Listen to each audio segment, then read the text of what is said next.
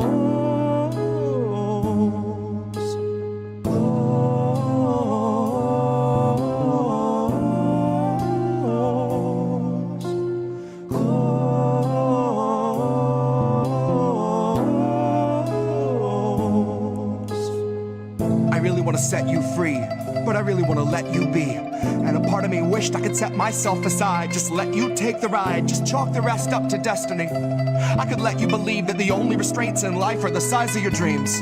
Let you believe each kid grows up with the world at their feet. When I know too well it's open season, I know they're taking stock and raising stocks and raising stock. And I'm simply not here to sit and watch as you learn the lesson all cogs are taught. Keep your head down and keep to task and just keep on blocking the rest of it all out.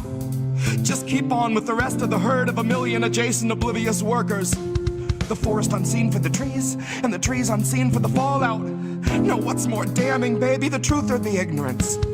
Fuck it, I honestly wonder if I see the answer so well. Baby, believe me well, I know it's scary, I scare myself. If I could find a way out of my head, I would run like hell. I would ditch this body politic, mindless occupant somewhere far from the dismal abyss. In the tranquil crystalline bliss of the beach, I could rest with the rest of the shells. And if anyone asks I'm anywhere else, if I'm really needed, just light the candle, then read the book, and then ring the bell.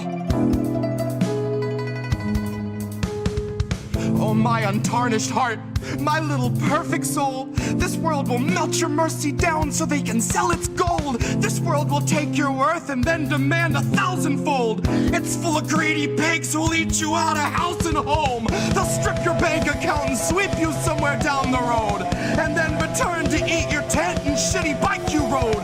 Your bottled water, only shoes and coat and broken phone. Then smiling in your face, they'll tell you that the shelter's closed.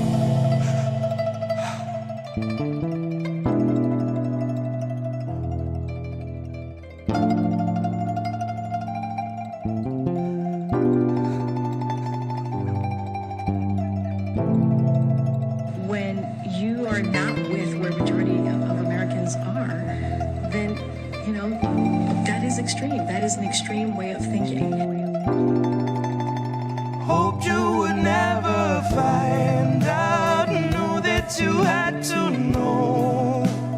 Pulling what's left of my mind out, trying to tell you so. I tried to block the light out, knew you could feel its glow.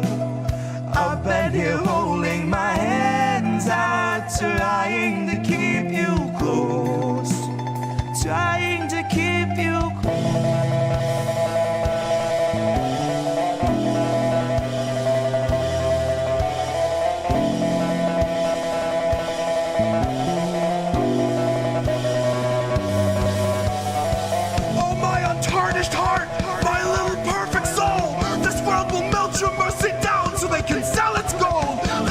Take your worth, then demand 1,000-fold. I tried to block the light just so I could keep you close.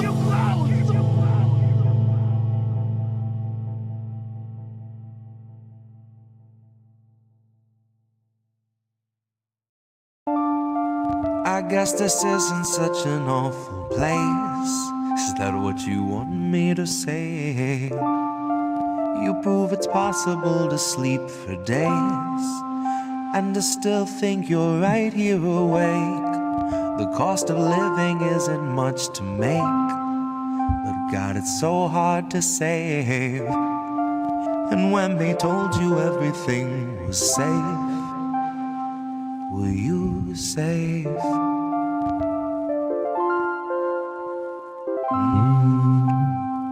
Were you safe?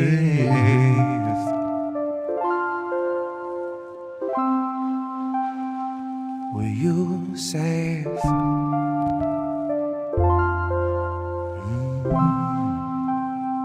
Were you safe?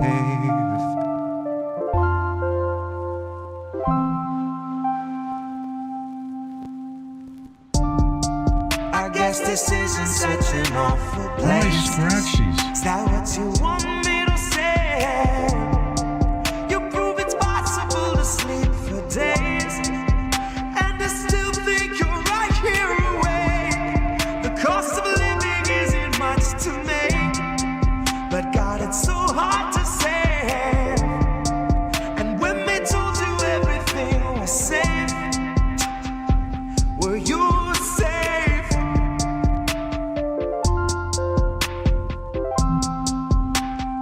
Were you safe?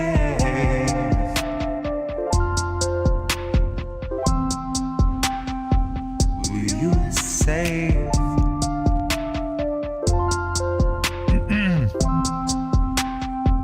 Were you safe? Fresh off the masses, the brand new cancerous growth, who has come here to vie for your vote. Come here to cry at the camps and to mourn at the shore for the bodies that float by the wreck of an immigrant boat. Then it's back to their luxury home, couple security booths and a moat. Couple cigars, little escargot, little booze and a soak. Breathe in the steam and the smoke. Pink salt lather, the candles are low. Shit, when you do what you do, gotta lighten the load. And he got a life of his own that's a sight to behold. And it's a lot to control, to decipher the code or to siphon the soul. The cost of a good night's sleep for the working elite is a bargain, no matter the toll. Worth any wager, and that comes straight from the mouth of the means to the goal that will swallow us whole. Ripe for the picking if you don't mind mold, and you know I don't. Maybe we're pleasantly prone, maybe we're taking a licking, compliantly ticking and ticking and ticking, but never explode. No, I don't deliver the prettiest image, but damn if it isn't an accurate vision of natural fission, of rage at the system and abject heartbreak, patiently waiting for any who will listen. That little blue bird who was watching your words is a federal carrier pigeon, a Langley first.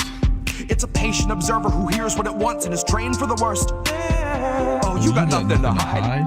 They'll be the ones to decide that after they root for your purse, after they read all your text, after they raid your apartment, confiscate all of its contents, then conjure up evidence out of the air on a wing and a prayer and malicious intelligence nonsense. Any presumption of innocence long since gone, right along with your comforts and constants. Historically first they will come for the communists. So why in the fuck would I say I'm a communist? Well, it might be I love my community more than the monsters of opulence who are holding us hostage, who are vomiting promises. Might be I'm all done seeing our pensions and benefits harvested. Might be I'm all done watching the populace being disarmed in the guise of an armistice. Watching a woman collapse on the floor who will rise no more. She is wheeled out the door and you're next in line for the pharmacist. If you can get me to vote, it's a hard no confidence. But part of the charm of deception is politics wearing the mask of incompetence. It's all in the art of austerity, darling. It's all in the slide of the providence. Until home is as wide as your cubicle height and is only as deep as your coffin is. Maybe I'm miles away from impatience, aching to break off the head of the snake where the capital lust, reptile brain, and the margin of profit is. Like off with his. Like off with his. I guess this isn't such an awful place. Is that what you want me to say? You prove it's possible to sleep for days and to still think you're right here awake. The cost of living isn't much to make, but God, it's so hard to save. And when they told you everything was safe, were you safe.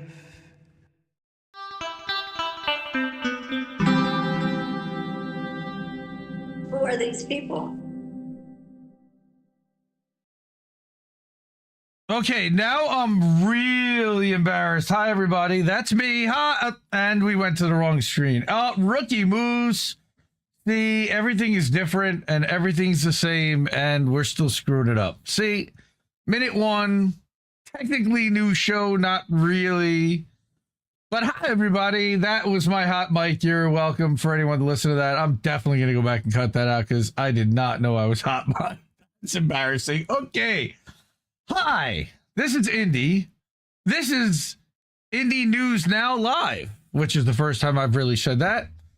We've talked about our new website for quite a while now, IndieNewsNow.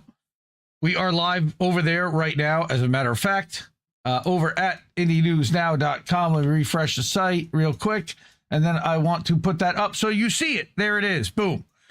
Okay, this is the website that I'm talking about.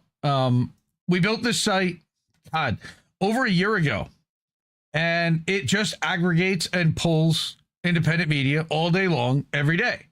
But in addition to that, we also host the news there. So I just figured it makes sense because all of the articles that we pull for, how do we miss that, quote unquote, for the show that we've been doing for the last, 4 years have come from a site like this. And since this site has been built, all of the articles pretty much that we've covered on shows at INN have come from Indie News Now. So it makes more sense to me to name the show Indie News Now Live because it showcases the website, it shows that we're live there, and it's a nice tie-in to everything else. So welcome again to Indie News Now Live. I'm really excited about this. Been talking it over with the family quite a bit lately, and we needed to make a couple of changes. We are going to still continue to do Boats on Sunday night. It's very important to me that we continue to do Boats. Boats is an important show for me to be able to mind bleach and clear my head after a week of crazy news. So we're going to move the news over to Tuesday night. I'm going to do it myself at 10 o'clock while Reef and Colin are curating INN News, which will still be live tomorrow night. Same thing. And I want to put up the new schedule and the new lineup for INN. So a couple of housekeeping things, then we'll get to the news, I promise. But like I said, How Do We Miss That is now Indie News Now Live, and we'll be live on Tuesday nights at 10. All right, Boats will be moving to 11 o'clock Eastern on Sunday nights. And then the other thing that we're going to do is on Thursday nights, I'm just going to make it more official that we're going to rotate through a series of shows on Thursday nights. So we're going to get a mix of INN one-on-ones, which you've been getting already. A mix of Nobody Wants to Work Anymore. We're going to continue to dust that off the shelf and probably do that once a month. We'll get an American Tradition once a month. And I would like to start doing an Indies Tech Tips show once a month to cover more of the tools that I use on a daily basis, be it from Canva to Substack to DaVinci to OBS and all the different programs that I use to actually make this stuff happen. I want to share some of that with everyone, and I think that that would be interesting, A, for live streamers, bring us in a little bit of a new audience, but also to kind of let you guys behind the scenes a little bit and see how we create the stuff that we do. Nothing else really changes. Angel in the Afternoon, Pro Wrestling Talk, still going to be Friday and Saturday. We're still going to simulcast AM Wake Up on weekdays and the Independent Review on Friday, where I usually join in. Okay, and INN News will continue to be Wednesdays at 9 with Reef and Colin. So, that being said, as a couple of friends of ours like to say, we do still want to keep the news free, and I still have the Wall of Fame slide, and I appreciate everybody hooking us up over there if possible. It's been a little slow the last couple of weeks, but Ralph Mejia, I know we did get one new person that $5 on Cash App out of nowhere. Thank you so much. That means a lot. It really does, especially when I'm standing with my family in Florida last week on vacation, and all of a sudden I got a Cash App alert. There's $5. Thank you. Really, that's wow. It was surprising and great and appreciated. And tried to take a week off. I'm sure none of you even noticed because there's so much content going out through the network all week anyway. But did try to get away for a little bit, and I'm glad to be back. And kind of reinvigorated a little bit, and had this epiphany about how do we miss that has been around for a long time. We never even got a chance to give it a name as a show, is the real truth. It just kind of started as its own show, and then we gave it a name 3 weeks in. So this is really the first time that it's had its own like tie-in to something that makes sense. All right. Well, so we're a couple minutes in. Just want to say hi to Descent and Bloom. Good to see you. Sean the Accord Lord Miller, thank you for all you do and for all your support, man. And thank you to everybody, by the way, for the Justice for Aspen live stream, and so much for supporting and sharing and everything that you were doing there. And of course, donating to the GoFundMe. That was huge.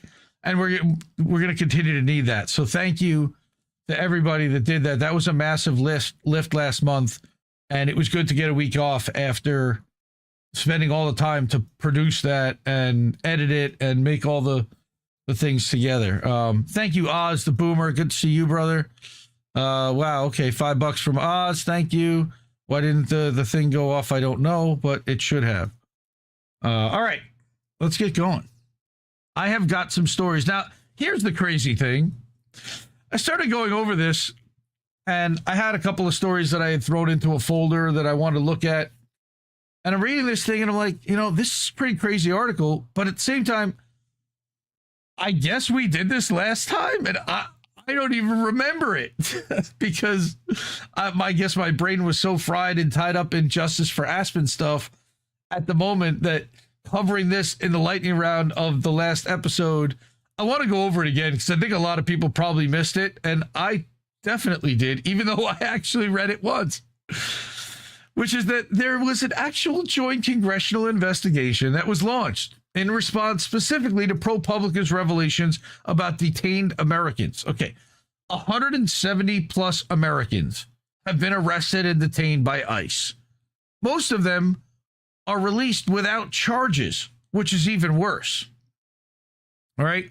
So here we've got senators, House members, even a mayor, I think it was Brandon Johnson, expressed outrage and demanded accountability after our investigation detailed how at least 170 citizens have been held by immigration agents this year.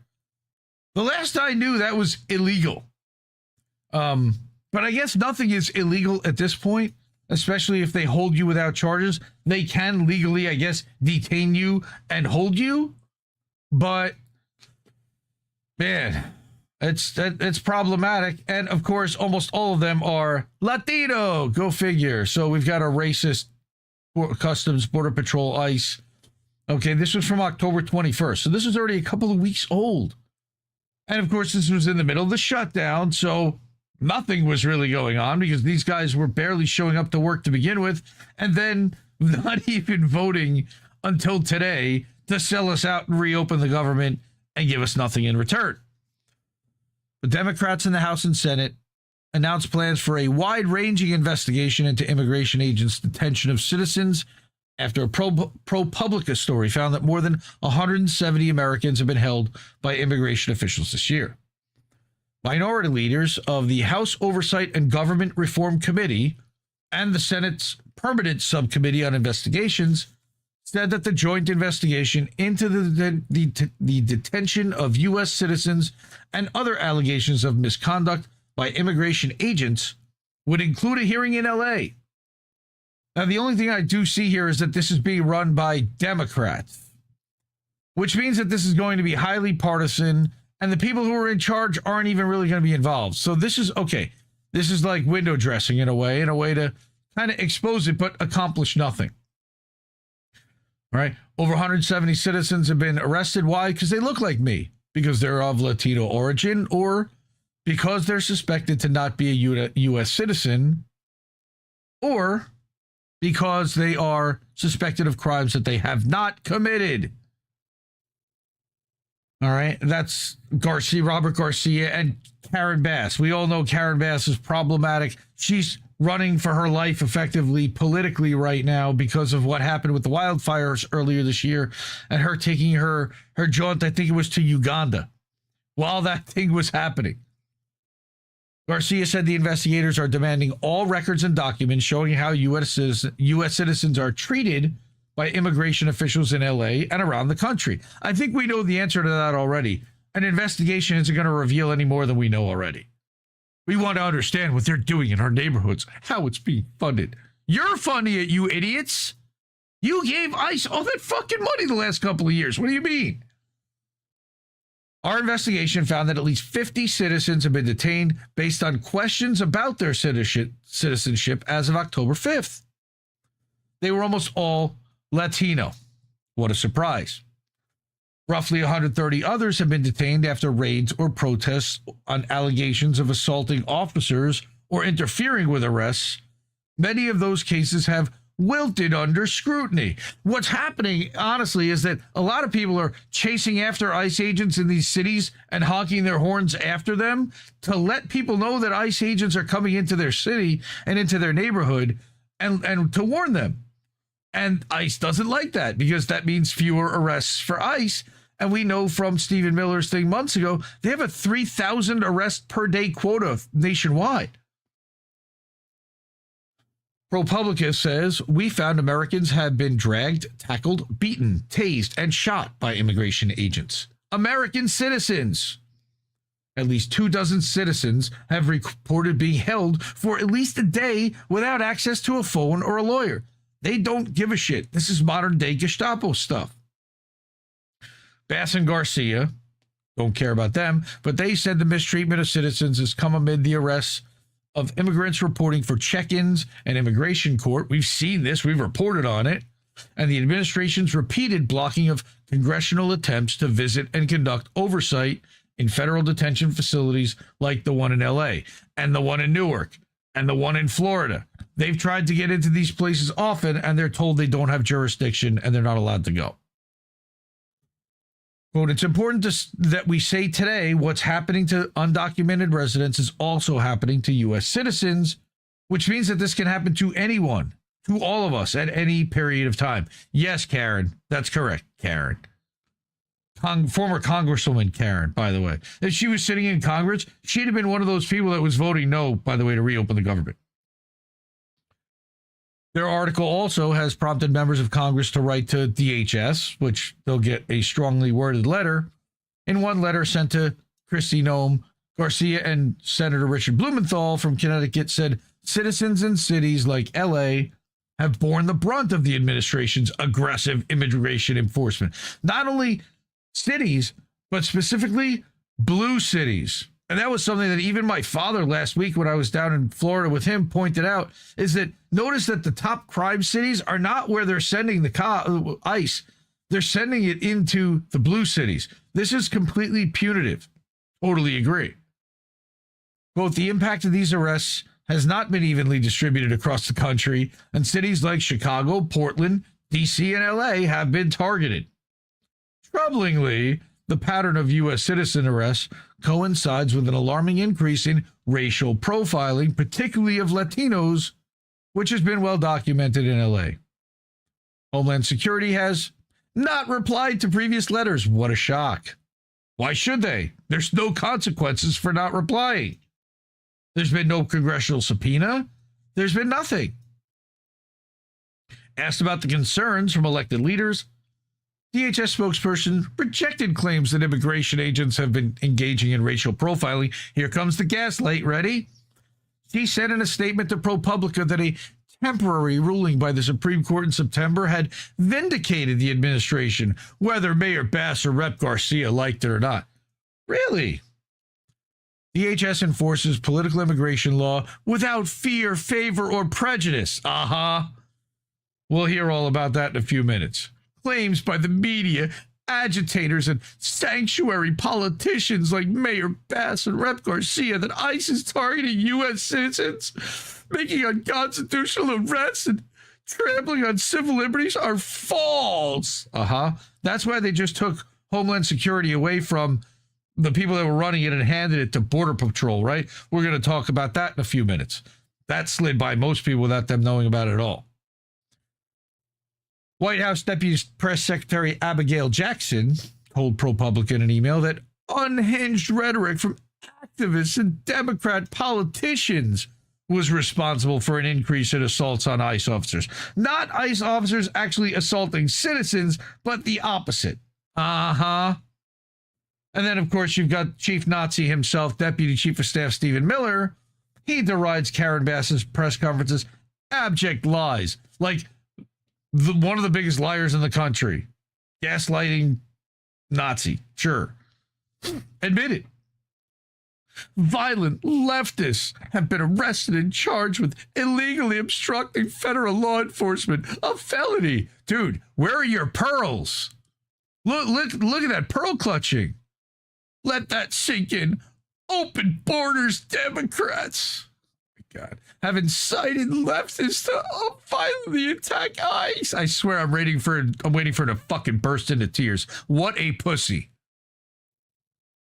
Of the cases we tracked through October 5th, we found again nearly 50 instances where charges have never been filed or the cases were dismissed.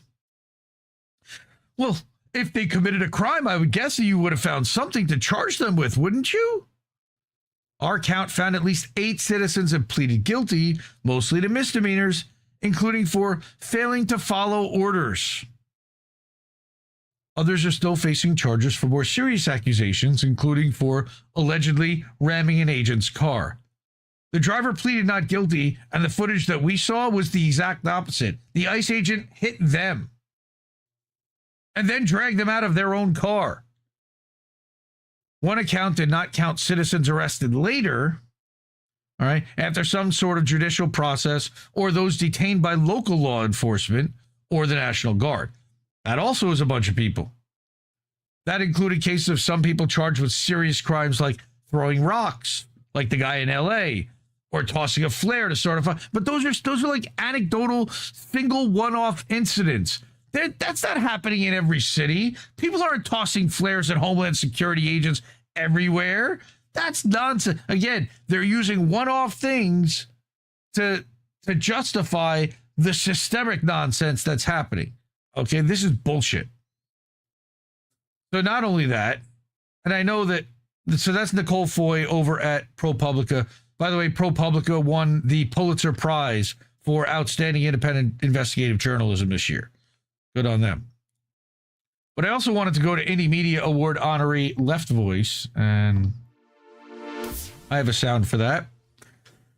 Okay, now, again, I know that our friend Kit over at Hardlands Media covered this earlier in the week, and I wasn't really around this week to see this, but when I saw the video, I'm like, oh my God, we've got to talk about this.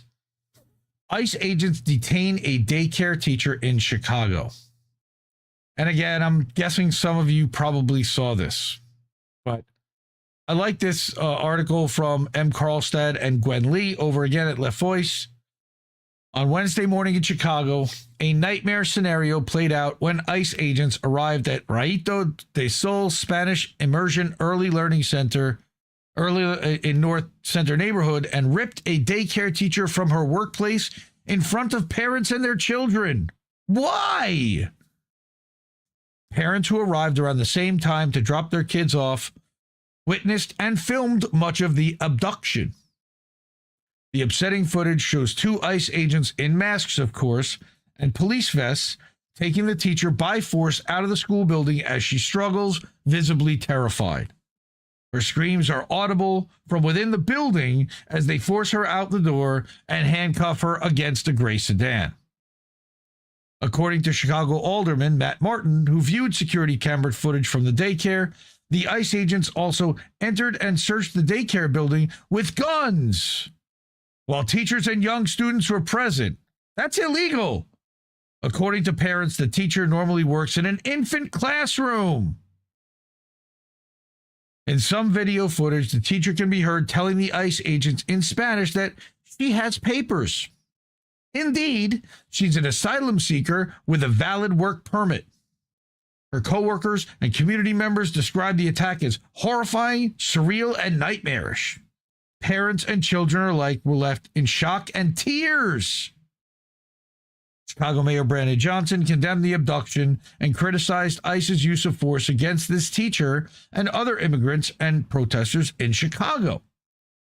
He's right to do so, but a sharp contradiction lies behind his words, because as mayor, he's leader of a police department that works in parallel with ICE to terrorize people of color in Chicago and repress protests. Johnson, of course, used to be a teacher himself and a member of the Chicago Teachers Union, a union which now must take up the fight to demand this teacher's release and to defend all educators as well as students from ICE. Fuck ICE. As of Thursday, the teacher was believed to be held at the Broadview ICE detention facility, which, by the way, is one of the worst in the country, raising concerns for her safety among the daycare's community. Again, the site has been described as dire and disgusting due to poor sanitation, and detainees are regularly denied access to food and medical care. Organizers, parents, and other Chicagoans protested there on Thursday and were denied access to speak with the teacher. She might not even be there. They might have moved her to Louisiana for all we know at this point.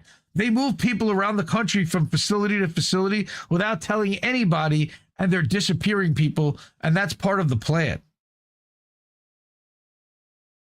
Since Trump's inauguration, ICE agents have abducted multiple students here in New York City and have surveilled, terrorized, and invaded other cities even more aggressively.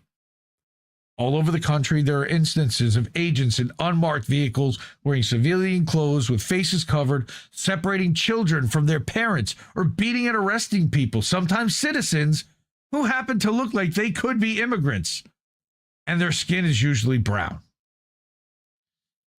The ongoing government shutdown adds a new level of absurdity to the horror of such ICE attacks. While funding for SNAP benefits sits frozen and blocked from people's EBT cards, causing families to go hungry, ICE agents are still being paid to terrorize them at work and school. Hey, thanks. Appreciate that, guys. In many cases like LA and a recent ICE arrest in Detroit, these attacks have been met with fierce and organized resistance by communities. When masked ICE agents targeted a group of men in Detroit, members of the Detroit People's Assembly intervened to try to bring the men to safety after the agents abducted one of the men by smashing a car window and dragging him out of it through the broken fucking glass. In another instance, directly involving educators, CTU teachers formed sanctuary teams this year to monitor any potential threats against undocumented students. This comes after many years of fighting for immigrant defense by CTU workers. Students and teachers have the right to free, safe, and accessible learning communities, regardless of their immigration status. This has been ruled on by the Supreme fucking Court. They don't care. Because of this, it's essential that we defend them from these racist attacks by ICE, which Trump is transforming into his own personal police force. Additionally, the fact that Democrats and Republicans are paying ICE to continue its racist rampages while 42 million people lost SNAP benefits is a reminder that we can't count on capitalist politicians nor their biased court system to defend our immigrant coworkers and students. Still, we know from the No Kings marches of the summer and fall, attended by millions, useless, and the recent rejection of Trump's politics in the 2025 elections, yay, that people are prepared and energized to fight back, and perhaps in more powerful ways than the ballot box. I sure hope so, because that didn't do very much. Because of attacks like the one on Wednesday, teachers are on the front lines of this fight and may have already taken it up. This is evident from the CTU's sanctuary teams, the protests led in recent years by the United Teachers of LA, and the ongoing education worker organizing happening in New York City. As unionized teachers have said many times, their working conditions are their students' learning conditions. Organizing to defend our immigrant coworkers directly from our workplaces is essential. And our unions can and must play a leading role in organizing that fight back. I wouldn't count on them, though. I think that they need to organize themselves on top of that. I did want to somewhere. Here's the video footage. Ooh, I'm not. No, I'm not. I'm not going to do that, guys. I'm not going to do that. Sorry. I'm not going to do that. Plus, it's CBS anyway. So, we see what ICE is doing, right? Well, it wasn't just in Chicago either. All right, here's another one in Oregon. ICE took a green card holder leaving for work just weeks after his baby's birth. Because the punishment is the process, and it's the whole point. Okay, it's so disgusting. Let me make this a little bigger. Again, dissentinbloom.substack.com. Check it out. He was featured also on the Justice for Aspen live stream. If you did not see that, by all means, check it out.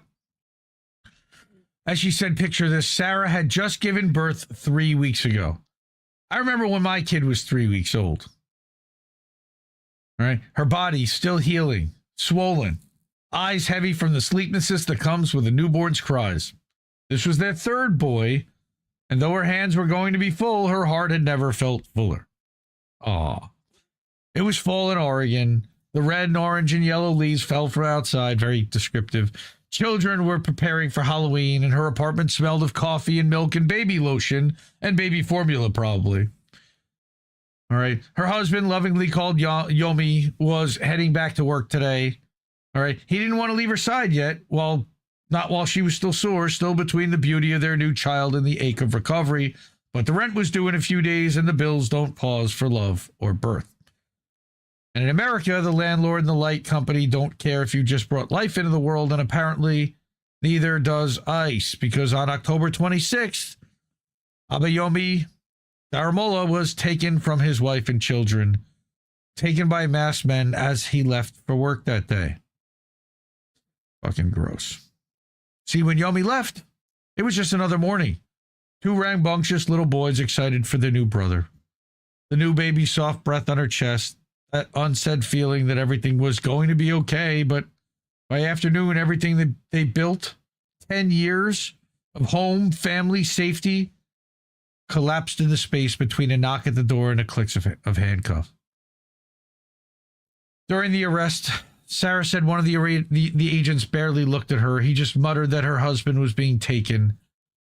There was no explanation, no mercy, and then they were gone. He didn't even have a chance to show them that he was legal. They didn't seem to care either way because, again, they have a 3,000 arrests per day quota. So even if they arrest them, they can always just let him go, but they met their quota and they're not going to get in trouble for the day.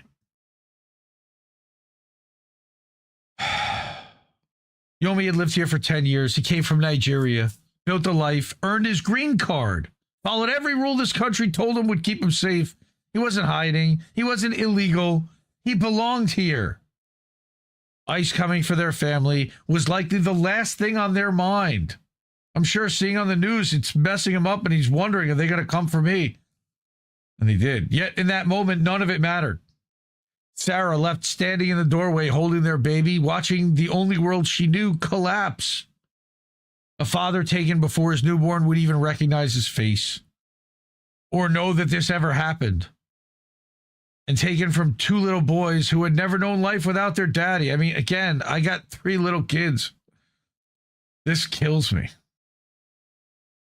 So where is Yomi now? Well, on November 3rd, an advocate posted an update to the family's GoFundMe. In the span of just 3 days, remember I talked about how they moved that teacher? He was moved between 4 different detention centers. Every transfer meant new chains on his wrists and ankles, new officers, new walls that smelled of bleach and metal. He reported being shackled the entire time.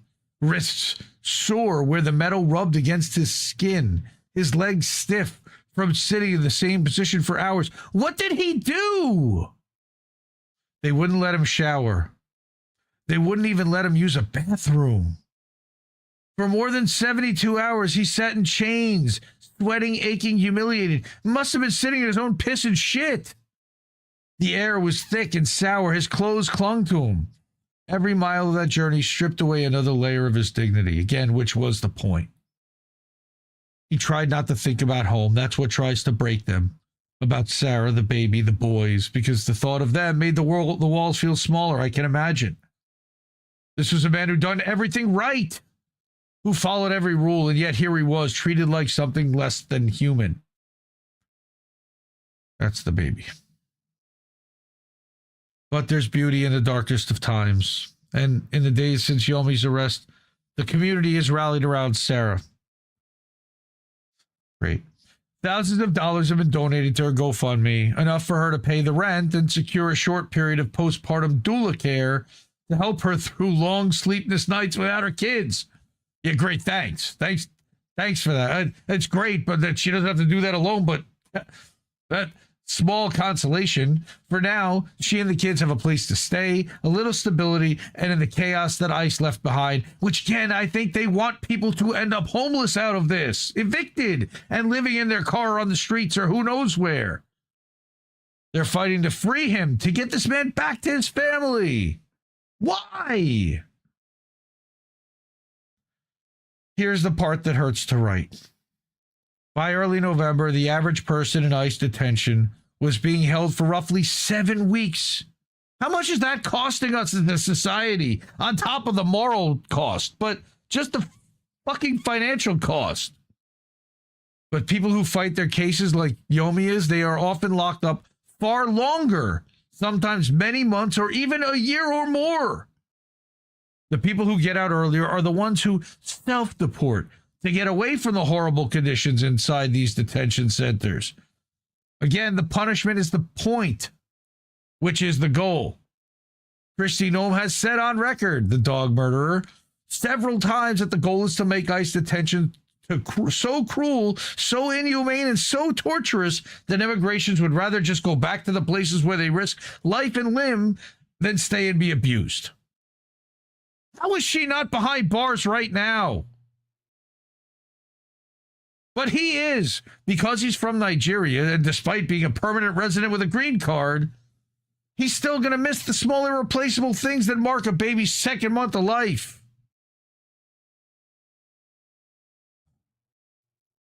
These are the ordinary miracles that teach a child safety and bonding, and they're happening without him. Again, by intent. Look at what happened to Mahmoud Khalil. And if this drags on, as it so often does, his baby could grow up without knowing his voice, his scent, his touch. When he finally walks through the door, he won't be daddy. He'll be a stranger with familiar eyes, trying to bond with a child who's already learned the world without him. Motherfucker. The damage doesn't stop with the baby. Research is blunt about what happens to kids when a parent is detained or deported. Anxiety, depression, aggression, and even suicidal thoughts climb in children and teens who experience a parent's arrest or disappearance.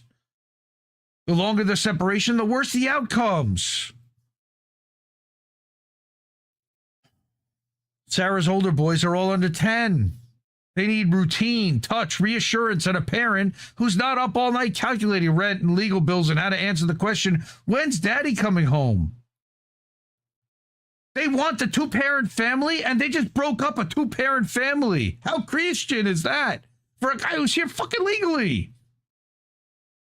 And Yomi won't leave, of course, this untouched.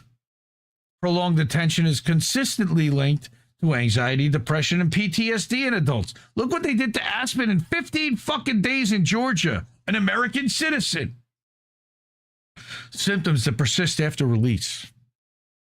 And this study is from before they upped the cruelty. Add in the documented conditions of ICE custody, like the transfers and isolation, heat risks in southern facilities, and basic indignities of being denied showers or bathrooms. You have the blueprint for lifelong trauma, again, which is their point. This is the math that Sarah is forced to do while she feeds her baby and bargains with landlords. Every extra day in detention is not just a court date on the docket. It's a missed smile, a stalled bond, a frightened child, and a father pushed deeper into harm. The fight goes on because it has to. It should not have to at all. This is costing them time, money, years of their life and their savings and their future. Everything this guy had worked for has now got to be blown on this. That's the true cruelty of family separation. Again, it's not just the taking, but the time that can never be returned. The people that can never truly be returned. At the end of the day, they can never truly return to who they were before this. How can they ever feel safe in the United States again? But the love will always be there, and love is stronger than hate at the end of the day. We just have to fight. Yes. But we also have to prosecute these motherfuckers. They have to pay. ICE separates families. Yeah, we know that. As of June, the Brennan Center for Justice, I'm not a fan of them at all, reported over 57,000 people held in ICE detention centers. That is a 51% increase from the year before. So don't tell me how Joe Biden was locking people up now. This is an unprecedented record level of shit. These facilities are operating at over 45% over capacity. Well, we got to build more facilities now, right? No, stop arresting them, motherfuckers. How many of those 57,000 were mothers or fathers? The majority. How many children came home from school to empty houses and backpacks still slung over their shoulders, wondering where their parents went? More than dozens. More than dozens. How many were left crying in the backseat of a car after ICE took their mom or dad during a traffic stop? Too fucking many. According to the American Immigration Council, more than 16.7 million children in the U.S. live with at least one undocumented family member, meaning the scale of risk for separation is huge. Of course, the Millers of the world would say, why are there 16.7 million children living with undocumented family members? There you go. He also knows this, which is why he shared similar statistics and a cryptic message on social media the night Mom Donnie, an immigrant, won the mayoral election in New York City. A threat wrapped in numbers. And that's not an exaggeration, it's the reality. And it's getting worse. ICE has been documented leaving children alone in cars, on the side of the road, and in parking lots after detaining their parents. And then what they do is they charge the parents with child abandonment and child endangerment, as if it's their fault. In Oxnard, California, 2 young children were found crying inside a truck after their father was taken at a gas station. In Massachusetts, a 12-year-old boy was left wandering the street after ICE arrested the adult he was with. These are not isolated incidents. They're routine acts of cruelty dressed up as enforcement.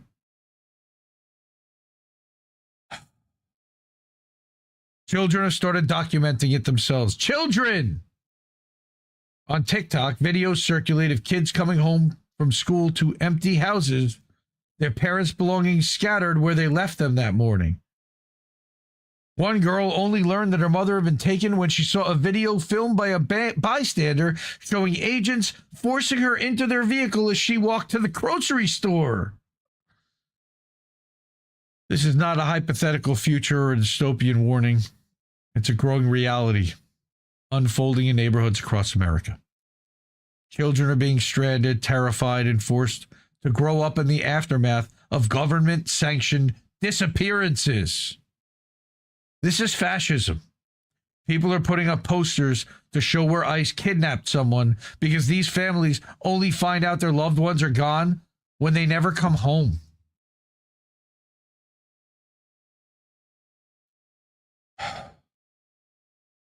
And while politicians on both sides of the government gave ICE billions for border security, families like Sarah's are being torn apart using these dollars, our tax dollars, one household at a time. Like I said to Brandon Johnson, you motherfuckers funded this. So what can we do? This story is heavy because it has to be. It's a mirror held up to a country that keeps pretending, trying not to see. It may feel draining and dark and hopeless, but that exhaustion is a privilege that Sarah and Yomi and Mahmoud Khalil and Ramesia Ozturk and so many people don't have. Yomi doesn't get to give up. He's chained in a cell hundreds of miles from home. Still not charged with a crime, I'm guessing. Sarah doesn't get to look away. She's feeding a newborn with one arm and fighting for her husband with the other. The least we can do is stand beside them. Because every time we stop paying attention, another family disappears. By the way, same thing with Gaza. Every time we lose hope, ICE wins. We don't get to turn our backs. Not when love like theirs is still fighting to survive inside the machine built to destroy it. You can donate to Sarah's GoFundMe, and that's linked here. All right, and yet another fucking GoFundMe, because we don't have enough of those already. I'm going to go through a whole section of that later. You can search online to find and donate to immigrant rights groups in your own community. You can donate to the ACLU who's fighting. You can share this story so other people know. Restack it here on Substack. Share it on social media for sure. And if you can't give money, give time. The only way we get out of this is together. We can't sit around and wait for someone else to fix it. There's always something you can do. Get creative. The goal is simple. Raise awareness, raise funds, and stop this before more children are traumatized and more fathers like Yomi are taken. And if you want to keep up with stories like this, subscribe to Descent in Bloom. Substack.com. Okay, she covers cases like Sarah and Yomi's from all over the country. She holds the Trump admin and ICE and Noam and Miller accountable. Okay, she writes about the human side and statistics behind it, and keep doing it, and also election integrity. And the fact that our elections are completely captured, owned, and stolen because the machines are being certified in a black box, and nobody wants to pay attention to that. They would rather just stick their head in the sand and believe that everything is on the up and up. There's Ko-fi. She's got Ko-fi. She's got a monthly subscription that you can subscribe there. All right, if you have the means, that support makes a difference. And it makes a difference over here, too. Support independent media. Not everything that is faced can be changed, but nothing can be changed until it is faced. Right? Great article. Good stuff. But I mentioned earlier, this happened last week, and I think a lot of people missed it. Borderland Talk with Jen Budd. Jen used to be a CBP agent who quit and blew the whistle on what she saw. And what she saw was racist chuds everywhere. And we've covered a couple of her articles in the past and a couple of her notes from Substack. She says, Border Patrol achieves its goal of becoming the national police force. And now here's what to expect. What? She said that in 2021, she wrote a piece titled Border Patrol's Dream. People? Thank you. Border Patrol's dream of becoming a national police force is becoming a reality. Of all the law enforcement agencies in the federal government, this is the most dangerous one to unleash on the country. The Border Patrol questionably asserts the power to stop anyone, regardless of status, enter into anyone's private property, check proof of citizenship, and routinely execute searches without warrants as required by the Fourth Amendment. No other federal agency presumes to have these powers. She says she was called an idiot by the Border Patrol Union, a fearmonger by mainstream media, a disgruntled employee by both the left and the right. But if you were an ex-Border Patrol agent or studied the agency for decades as she has, you would know the history as she wrote in that piece. And she writes, quote, "This was a plan designed and pushed by former Border Patrol Chief David Aguilar to inject CBP into every major national event. That's exactly what the Border Patrol has been doing with the deployment of BORTAC, Border Patrol SWAT-like team, patrolling sanctuary cities and controlling SWAT-like raids on immigrant facilities across the country. Because the Border Patrol claims jurisdiction within 100 miles of all land and border waters, which includes over 2/3 of the population in the United States, everybody's safety is now at risk." She says, "Don't say I didn't warn you." She says, let me make this a little bigger. "I was not in the least bit surprised to see the Associated Press report 2 days ago that Border Patrol would be taking over ICE. The agency had already infiltrated its parent agency, CBP, after Trump took office the second time by placing former Border Patrol Chief Rodney Scott as commissioner. Scott has zero experience as a CBP officer, no college degree in management of such a large agency dealing in trade, asylum processing, or the many other jobs required by CBP at our ports of entry. However, as a chief in the Border Patrol, Scott is heavily experienced in bringing in the violence. He knows extensively how to cover up the criminality of his agents. How convenient.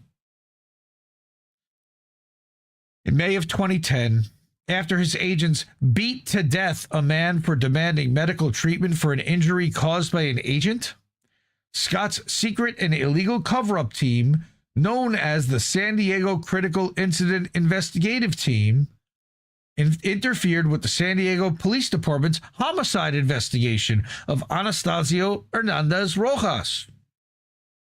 Under Scott's supervision, agents obstructed justice by destroying the video evidence, allowing agents to leave the scene, failing to identify witnesses to the incident, destroying other physical evidence such as taser prongs and the victim's clothing, using an immigration civil subpoena to obtain the medical report, which is not legal, and then refusing to turn that report over to San Diego PD homicide investigators.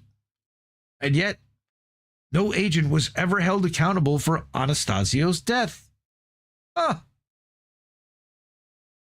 May 1st, 2025, nearly 15 years after Anastasio was killed, the Inter-American Commission for Human Rights found that, quote, although Mr. Hernandez was taken to the hospital on May 28th at 9:48 p.m., station officials informed the appropriate authorities on May 29th at 2:12. More than 4 hours later, the San Diego Police Department was notified at 12, and the processing of the Whiskey 2 area began at 1:52 p.m. That sounds like a lot of time.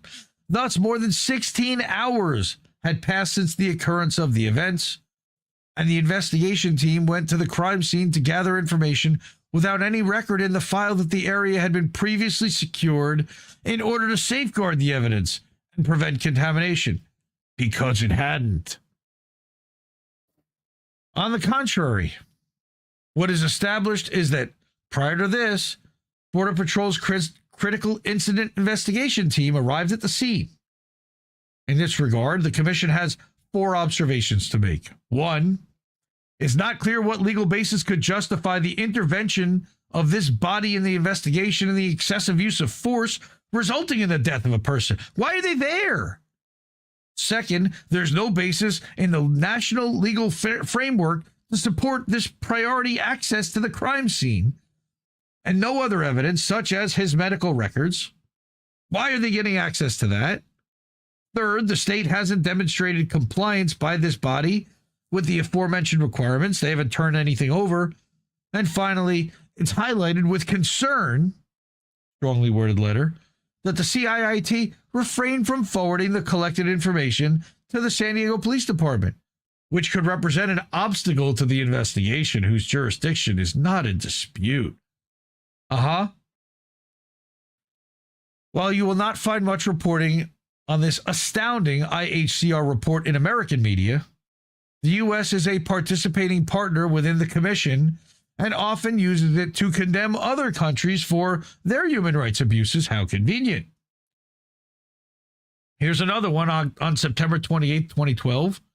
Chief Scott struck again with another cover-up. This time, his illegal cover-up team was unavailable. Fortunately for him, orders were given for the San Diego Sector Intelligence Unit to round up witnesses. Scott himself rushed to the scene in Chula Vista, where one of his agents, in plain clothes without identification visible, shot a U.S. citizen and a mother of 5. Valeria Taquiquin was killed instantly when Border Patrol agent Justin Tackett unloaded 10 bullets into her upper body as she sat in a car. She was unarmed and was trying to get away from this unknown man who continually placed himself in front of her car to block her. Chief Scott stood before cameras immediately after the killing and before any investigation had commenced to claim she had tried to run Agent Tackett over. Yet witnesses came forward and stated Tackett was firing from a standing position, and other agents placed witnesses in their cars to prevent them from speaking with Chula Vista Police Department investigators. Go figure. After the incident, Chief Scott and Border Patrol press information officers leaked out as much investigative information as they could find about Valeria's past, because that's what they do, smear the victim. But when 10 local news discovered Agent Tackett's long history of abuse and violating people's rights that extended all the way back to his days working for the Imperial County Sheriff's Office as a deputy, Border Patrol suddenly stopped talking. They didn't want to influence the case. How convenient. Still, the CIIT and intelligence unit did their job, and Agent Tackett was transferred to Tucson sector to continue wearing the green uniform, and again, no one was held accountable. Rodney Scott, who is again now taking over ICE, embodies the culture of U.S. Border Patrol. The agents selected to take over ICE, whomever they are, do as well. One can't rise to these ranks without being willing to cover up the crimes of Border Patrol agents. Using the cover-up teams that are now housed under CBP's Office of Professional Responsibility, the OPR, and knowing to call them in first before the real use of force investigators arrive is standard operating procedure within the agency. In over 101 years, no Border Patrol agent has successfully been prosecuted for killing a person while on duty. That's disgusting. What Americans are witnessing in their neighborhoods is the border patrolification of the immigration agencies. On the southern border, every single night, in multiple sectors, agents perform dangerous pursuits and illegal PIT maneuvers, ramming cars they suspect may have undocumented persons. They spike vehicles driving at high speeds, even though training says it can cause fatal rollovers. Again, that's their point. They bust out windows of cars without ever asking anyone's citizenship and then shoot the drivers as they run alongside the car. They chase them into known dangerous corners, into rivers, canals, and other innocent cars just coming home from work. All for a crime of crossing the border without inspection, which is a misdemeanor. All of this is just punitive. And it's attacking people that are brown. That usually we fucking did something to their hometown, their home country, that caused them to need to come here. Trump trusts the Border Patrol, and they love him. Their union was responsible for delivering his message of open borders, which there never have been, and escorting right-wing media to every apprehension they could find prior to Trump taking office a second time. Even for creating some fake crossings, and there's a link to that. Yes, they manufacture crossings that they then can show that they're busting, but this is all theater. This was all an attempt to make Americans believe there was a migrant invasion occurring, when in reality it was caused by Trump and the Border Patrol's own policies of shuttering the legal asylum system. Remember, they closed the borders the last time Trump was president. Closing legal avenues forces people to cross illegally every time. It was not an invasion, but CBP refusing to process people. They were keeping hundreds of thousands, tens of thousands of people in Mexico. People who were genuinely seeking asylum the legal way. But he ended asylum effectively. Wouldn't grant it. So she says here, again, this is Jen Budd, Border Patrol. All right, Borderland Talk with Jen Budd. Jen Budd, JENNBUDDs.substack.com. It's important to understand the cultural differences between ICE, CBP, and the Border Patrol. ICE normally targets those with criminal warrants and records, or at least in the past. They're investigators and are supposed to build cases with probable cause and evidence for judges to consider if someone should be deported. They are by no means honorable, but that is their intended purpose. They're also knowing that judges are basically doing whatever they are suggesting anyway and aren't really asking hard questions. or they're just attacking the judges. When it comes to immigration enforcement, CBP processes asylum seekers and other varieties of people seeking legal entry in the U.S. It is a much more controlled environment at the ports of entry, and one in which the officers have an immense amount of authority over those seeking entry. Border Patrol is looked down upon by both ICE and CBP as the thugs of immigration, which is funny. She said, in my day, we were called the butthole of the federal service. The agency is known for hiring people with criminal records, including child sexual assault, DUIs, cops in the process of being removed from other agencies, those with cartel ties, and even undocumented applicants, which is hilarious. And all of those, by the way, she has links and receipts to. So I'm not just saying that. Border Patrol is the agency doing the violent ripping of children from their parents. The dangerous high-speed chases that not only harm migrants, but kill and forever disable many innocent Americans. The deterrence policies where we purposefully push migrants, not allowed to do it the legal way, out to the most lethal terrain to cross, fully aware that they'll likely die or suffer severe amounts of physical and emotional trauma. Again, that's their point. If you're going to do it, you're going to pay the price. The Border Patrol, different from CBP, is the law enforcement of the Wild West. It's where politicians don't care what we do because migrants can't vote, nor do they donate to political campaigns, which makes them the perfect scapegoats. It's where agents can sexually abuse their own children and be working for a Border Patrol contractor before they're even sentenced to lifetime probation. Yeah, that happened. It's where they can be caught on video committing the exact same allegations made against them, and then they're acquitted. It's where Rodney Scott can order the tear gassing of women and children seeking asylum as they stand in Mexico without repercussions, just for the hell of it.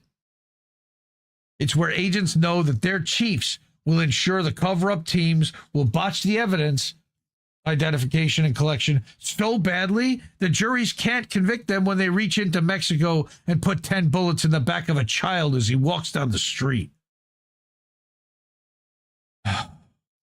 Everything you are seeing in your cities and neighborhoods has occurred down here on the southern border for generations. The beatings, the tasings, the less than lethal ammunition assaults, ramming, spiking, PIT maneuvers, guns in your face. That's the Border Patrol Jen knows and remembers well.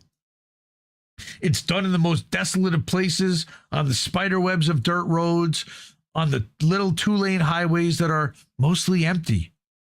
It's what she wrote about extensively in her memoir. If she were a high-ranking ICE or CBP officer, she would see this as a hostile takeover. She would be offended that the administration trusts Border Patrol agents more than it trusts them. The Border Patrol has just reached their goal as the national police force. With their management and control of ICE and CBP, they not only control in between the ports, they now control the ports themselves, the deportations, and CBP's vast surveillance of Americans, by the way. They're Trump's private and secret police. They answer to no one. Trump can trust the Border Patrol will violate Americans' constitutional rights because they've always done so. And she closes by saying, "Buckle up, buttercups. The violence has just begun." Again, not really a pleasant article here. Thank you to everyone who's here hanging out. Good to see you all at IndieNewsNow Live. Yes, we are now IndieNewsNow Live. How do we miss that? Is being put out to pasture, or evolving actually, because we have our news website and we're tying the name into the news website. So fuck ICE, man. Holy crap. I mean, did you know that about this whole CBP, ICE, Border Patrol, the difference between them? I certainly did not. It's really interesting to see. Old man Barker, good to see you, sir. Nice to see you, brother. thank you for the $5 or whoever did the Ko-fi. I got to find the Ko-fi. It already flew so far out. Number 6, good to see you, brother, over on Rumble. We are live over on Rumble too. Ghost Start. I used to work in Chula Vista at a car rental in a hotel. Rich, peaceful people there. One cobblestone road in and out. Yeah. As long as the rich people are the only ones there, they won't be bothered. And literally, that's, this is also a financial divide. What's up, Monarch? Monarch is hanging out over on Rumble as well. So we've got people watching over on Rumble. We got a bunch of people watching over on Substack. Unfortunately, I can't put the Substack chats up. Hello, good to see you over on Indie Media Today. Again, this is Indie News Now Live. Appreciate everybody checking this out. This is the first episode of the new version of this show. Before I continue, I do want to ask you to support independent media if you're able to and a means. The ways to do that are the same as always. Cash App, $, Indie News Network. That goes right to my phone. $, Indie News Network. ko-fi.com/Indie News Network. We got paypal.me/Indie News Network. Do that as friends and family. All right. Then we've got, again, at the Indie News Now website that we are live at right now, there is a tab to keep the news free, and you can donate via Stripe. And then we've got over at Substack, INNnewsletter.com, where we publish weekly update and more, and where we are live now at IndieMediaToday.com. And again, good to see everybody over there. Thank you so much, really, for supporting independent media and for hanging out. Okay. A recurring theme, of course, on How Do We Miss That, and will be also on this show, is fuck Israel. Because we say that every week, and unfortunately, they continue to violate their own ceasefire. They are murdering Palestinians daily still. They are stealing the land in Gaza. The last we had talked about 2 weeks ago, the Yellow Line had taken over more than 50% of the territory from Gaza and cut that territory off completely and would murder any Palestinian that entered into that area. So they're not free by any stretch of the imagination, and they're not stopping the ceasefire. More than 100 Palestinians have been killed since the quote-unquote ceasefire. So we're going to cover some of the stuff that Israel's been up to and some of their war crimes this week, because we do that every week. We're going to continue to. Gaza officials warn that thousands remain trapped under the rubble and say that aid flow is critically insufficient. And we covered this 2 weeks ago, and it continues that Israel is still continuing to not allow enough aid in, though they will scream that they are allowing all the trucks that are there. We know that's not true. We've seen the trucks lined up. All right. Only 4,400 aid trucks have been allowed into Gaza out of the 15,600 that were supposed to have entered.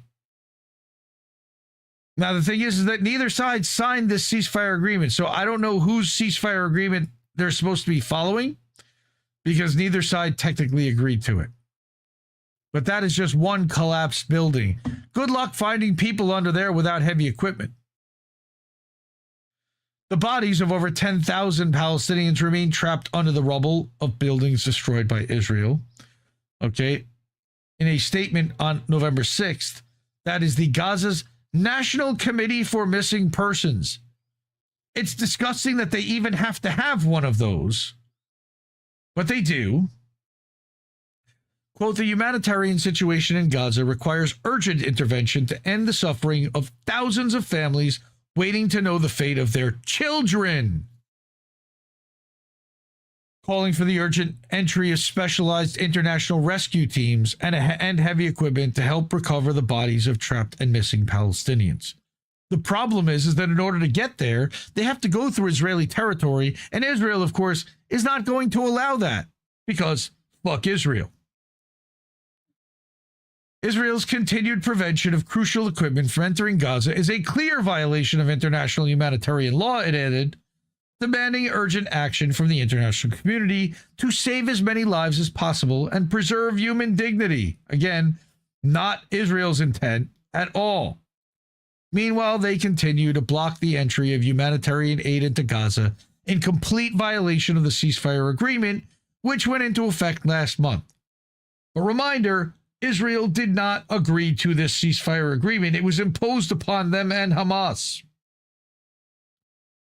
The Gaza Petroleum and Gas Authority says, we confirm that the Zionist side has been preventing entry of cooking gas trucks for the third consecutive day.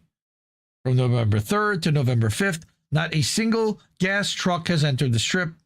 In previous days, only 2 or 3 trucks were allowed in daily, a situation that warns of a worsening crisis and the emergence of major social and health problems.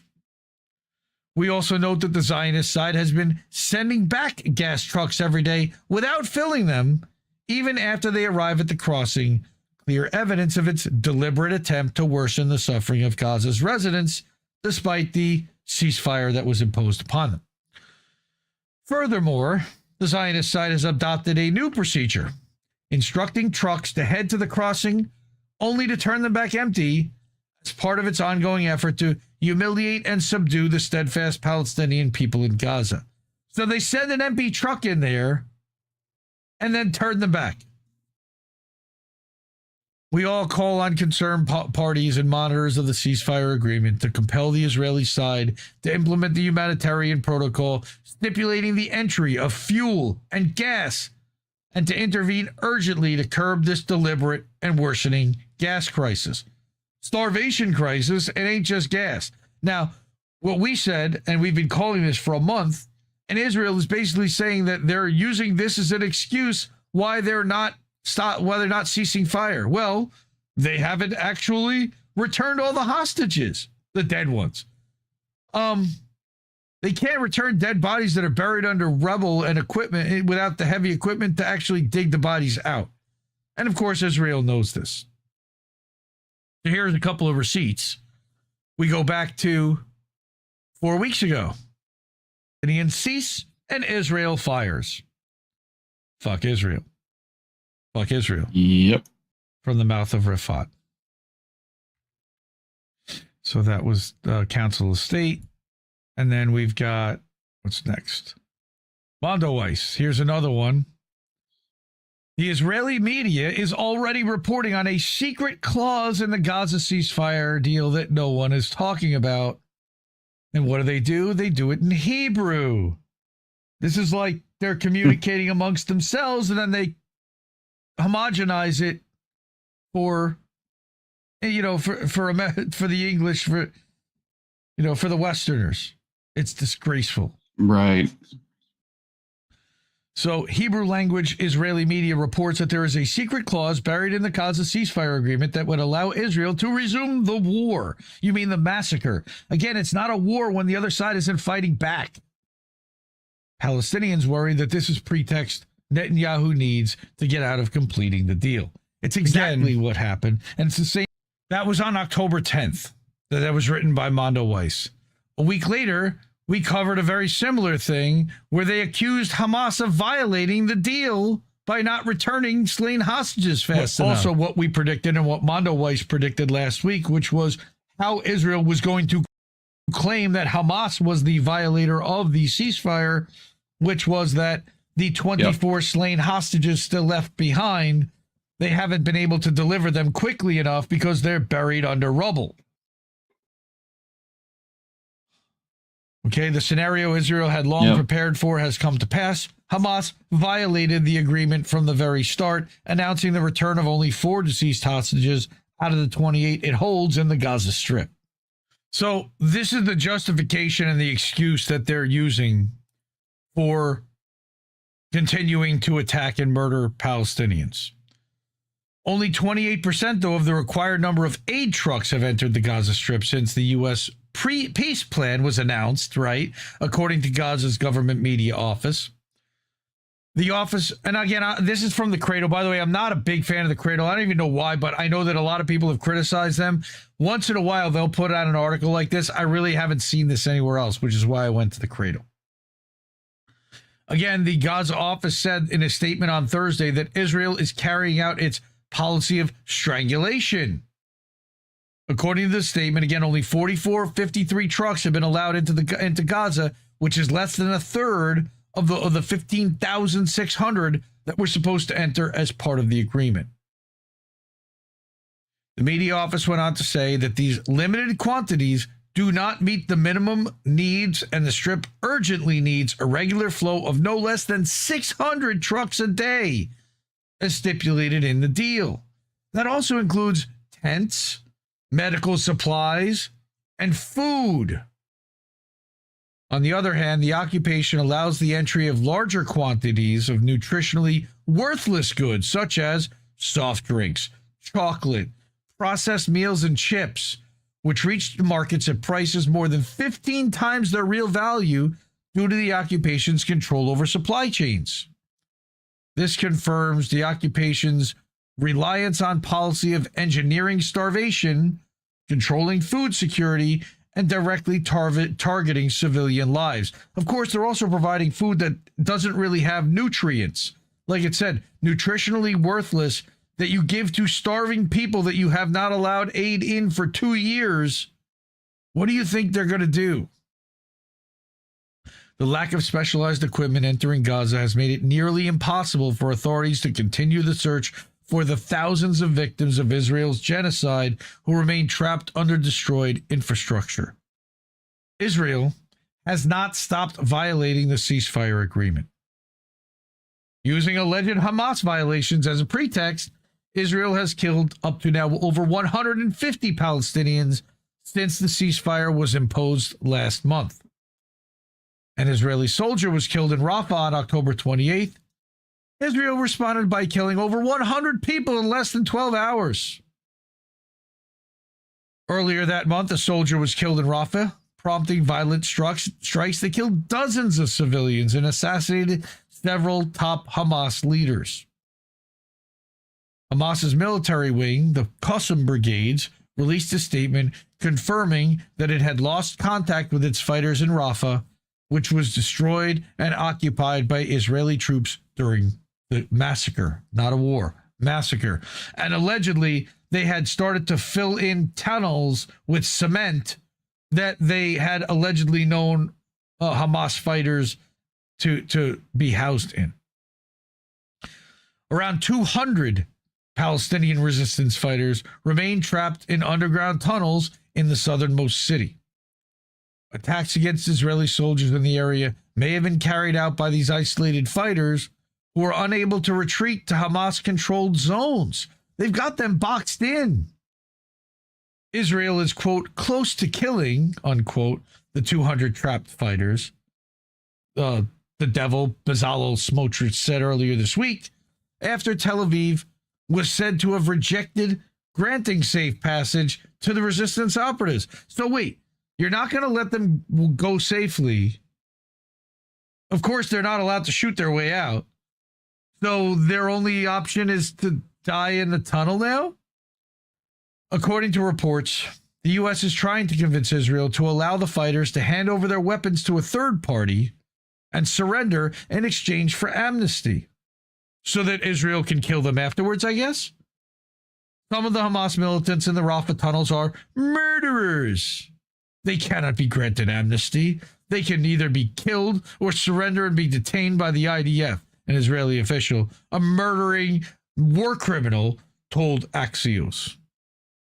A U.S. official, also a war criminal, told the outlet that Israel needs to grow up and not allow a tactical issue such as this to undermine the Gaza agreement.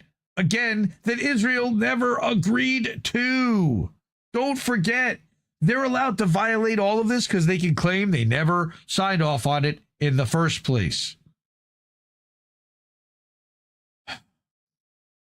So, fuck Israel. But remember that they're not just attacking Palestinians, they're attacking the sovereign nation of Lebanon. Under the guise of, well, they funded Hamas, so we can attack them because Hezbollah, even though they've taken out all of Hezbollah's leadership, and they've occupied half of southern fucking Lebanon with permanent troops, nobody says a fucking word. Nobody in the international community has a word to say. Jason Ditz over at Anti-War. Israel massively escalates strikes on Lebanon as Hezbollah threatens retaliation. The new Hezbollah, because again, their leadership was taken out by Israel. So let's look at this. Israel's long-threatened escalation of their attacks on Lebanon seems to have begun in earnest on Thursday, with massive numbers of strikes reported against several towns and villages in the country's south. Did they attack Israel? Remind me. Because that would mean that Israel is attacking a sovereign country unprovoked. Again. And yet not being held to account. The IDF issued evacuation warnings. How kind of them. For at least 5 sites in southern Lebanon, and is claiming, as they so often do, that everything they're attacking is Hezbollah infrastructure. Early indications are that a substantial number of civilian casualties have occurred.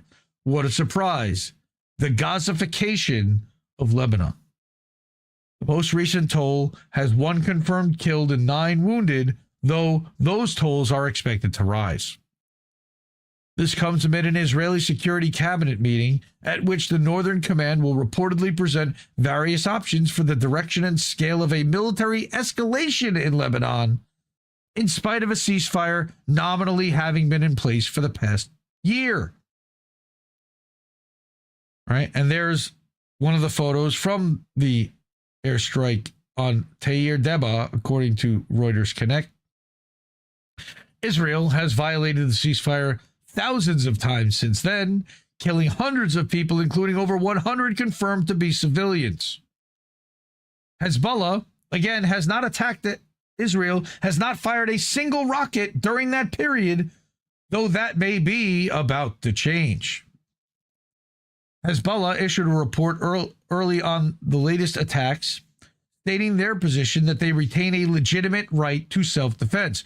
Because when a people are occupied, remember, thank you, Colin Radish Cutter, resistance is justified. They didn't affirm that they would strike back after these latest Israeli attacks, just that they have the right to. The Lebanese government has been seeking talks with Israel to try to calm tensions, though Israel has rejected the idea. Have you ever heard of appeasing a bully working? Ever? No, you kick the bully in the fucking nuts. That's one thing they and Hezbollah seem to agree on, as Hezbollah said they don't believe direct talks with Israel are in the national interest. Well, that's good. Israel has yet to announce its plans beyond further attacking Lebanon, Greater Israel Project, though recently they've suggested no place in the country would be immune to strikes because they think they own all of it. 3,000 years, right? Fucking disgusting pigs. Israeli officials, disgusting war criminals, are also being quoted as saying that the current attacks are being carried out in coordination with the United States, which again further makes everyone who signs off on this and sends weapons to Israel complicit war criminals who should be prosecuted. U.S. officials, of course, have yet to comment on this, but it's largely in keeping with U.S. envoy Tom Barrack's position, which is that Lebanon is a failed state and that the U.S. would support their ally, Israel, in the event of a new war. Don't you need to be attacked to have a war? Again, you're attacking a neighbor that did not attack you. Fuck Israel. But let's continue, because I've got more fuck Israel. This one's unbelievable. Again, a site I'm not really thrilled with, Middle East Monitor. Israel-Palestine News likes to cite them occasionally. This one's unbelievable. Ex-Mossad chief, behind the ICJ blackmail campaign, brags that Israel has installed a global sabotage network. What? He is a sick puppy. Yes. All right. This guy, Yossi Cohen, former director of the Mossad. In a shocking admission, former Mossad director Yossi Cohen has openly boasted that Israel has deployed a global sabotage and espionage network which uses booby-trapped and spy-manipulated equipment, like the pagers that the terrorist attack that was carried out in Lebanon. The method, denounced as terrorism by ex-CIA chief Leon Panetta, not one of our friends at all, an absolute fucking monster himself, was used to target Hezbollah, and now, according to Cohen, is embedded in all the countries you can imagine, including ours. In a video that's now circulating on social media, Cohen is seen speaking on the Brink podcast hosted by Jake Wallace-Simons, editor of the Jewish Chronicle. The former Mossad director, who led a blackmail campaign against ICJ judges, admits that, detailed the covert program that Israel has planted across the globe. He claimed personal credit for inventing the pager method during his tenure at Mossad's Special Operations Division between 2002 and 2004, so he also should be in prison. Thanks for admitting that. You know how many treated equipment we have in these countries? Not only booby-trapped, but spy-manipulated? In all countries you can imagine. Germany, too, by the way. We know that they spied on Merkel, that they're spying on Scholz, that they're spying on the current chancellor as well. Okay, Cohen told Simons, describing what appears to be a far-reaching system of compromised commercial hardware used to gather intelligence or in some cases cause physical harm. It's not just hardware, it's toku, it's the spyware, most importantly. It's the spyware that they install, the zero-day attacks that don't even require a keystroke in order to embed themselves on your machine. The technique, he said, originated with the weaponization of communications equipment used by Hezbollah fighters, specifically pagers rigged to function as remote surveillance tools or explosive devices. IEDs. Quote, if adversaries are purchasing equipment, Israel should intervene by embedding itself into their supply chain and exploiting it, he explained, adding that the concept was refined and scaled globally after being tested during the 2006 Second Lebanon Massacre, not war, but massacre. The former intelligence chief further admitted that Israel's sabotage apparatus had not been fully applied to Gaza, calling this a critical shortfall in the lead up to the Hamas-led offensive on October 7th. Not Gaza, not enough, he said, arguing that Mossad had repeatedly warned of this vulnerability only to be ignored by Shin Bet and the IDF, who, remember, they pulled their soldiers off the detail that morning. They allowed it to happen. We've shown that multiple times, and that was from the IDF's own admission.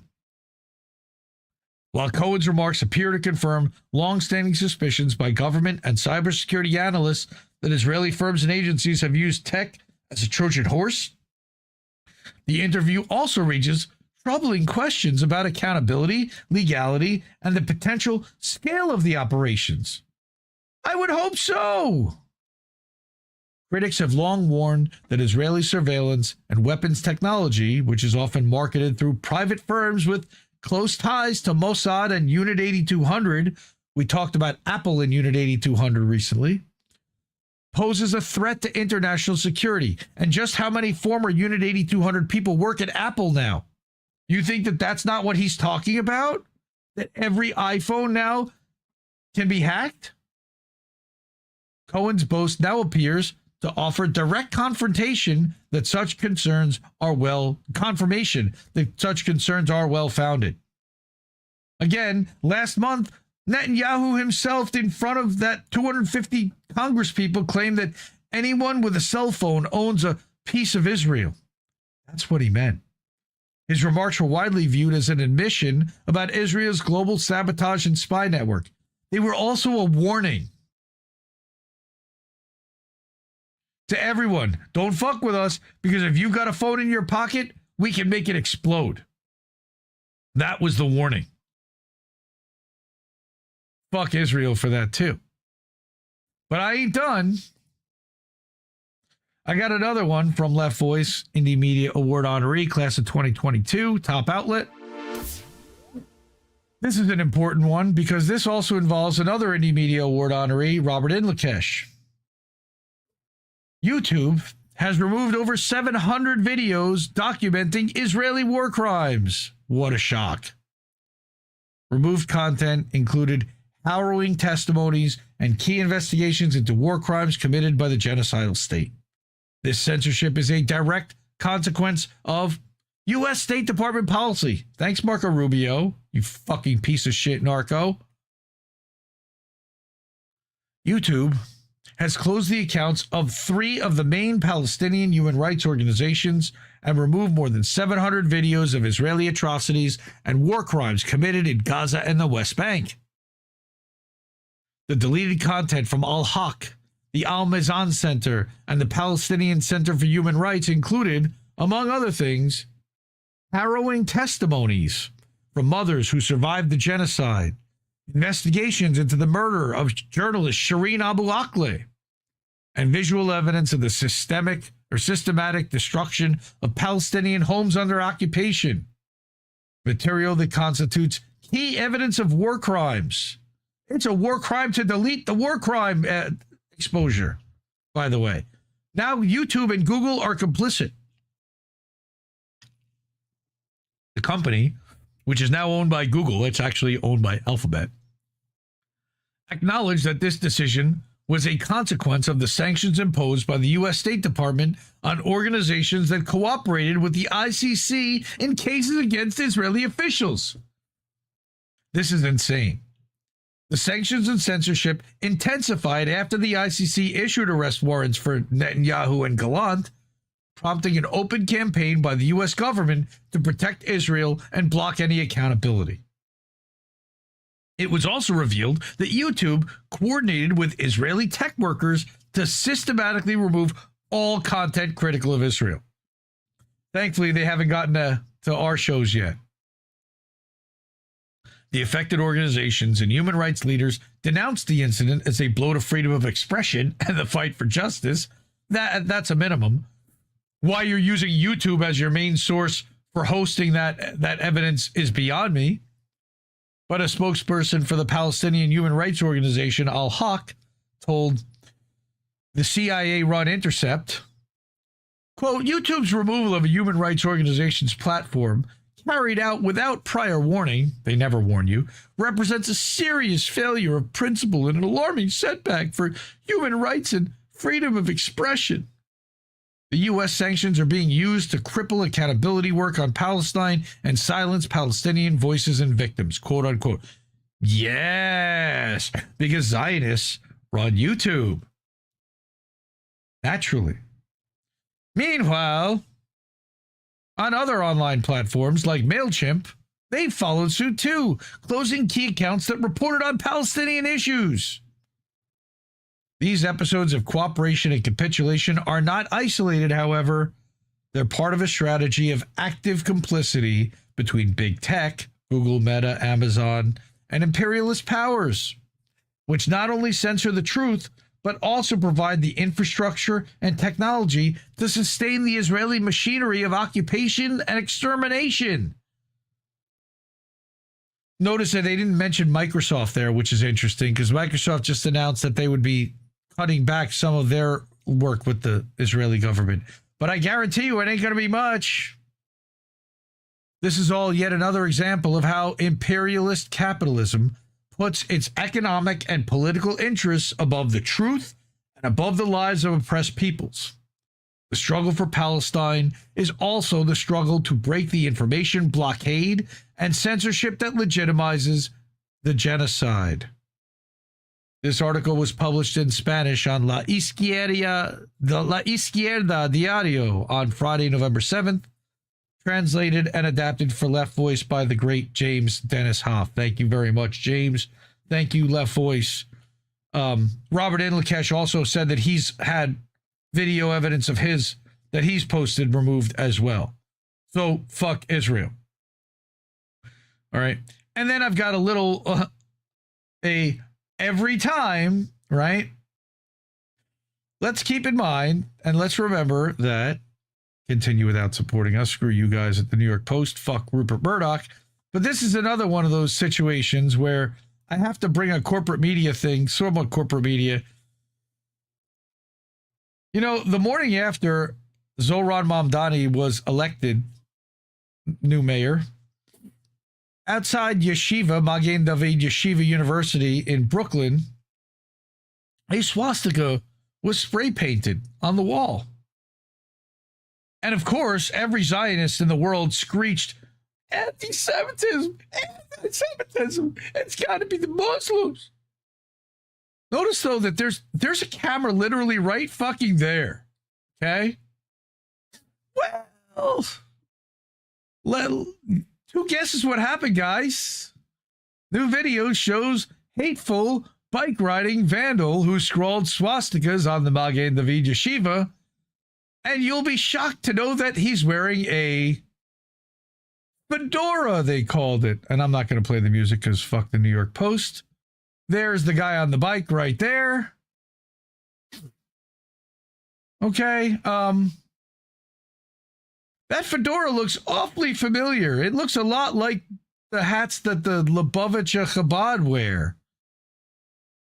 So, is it possible that they might have done it themselves? Every fucking time we see it, it's always a Zionist trying to drum up sympathy. Every fucking time. All right, I'm going to let the video continue. Here it is. He stops at the thing. He sprays. And he moves on. Didn't even bother to take off his hat.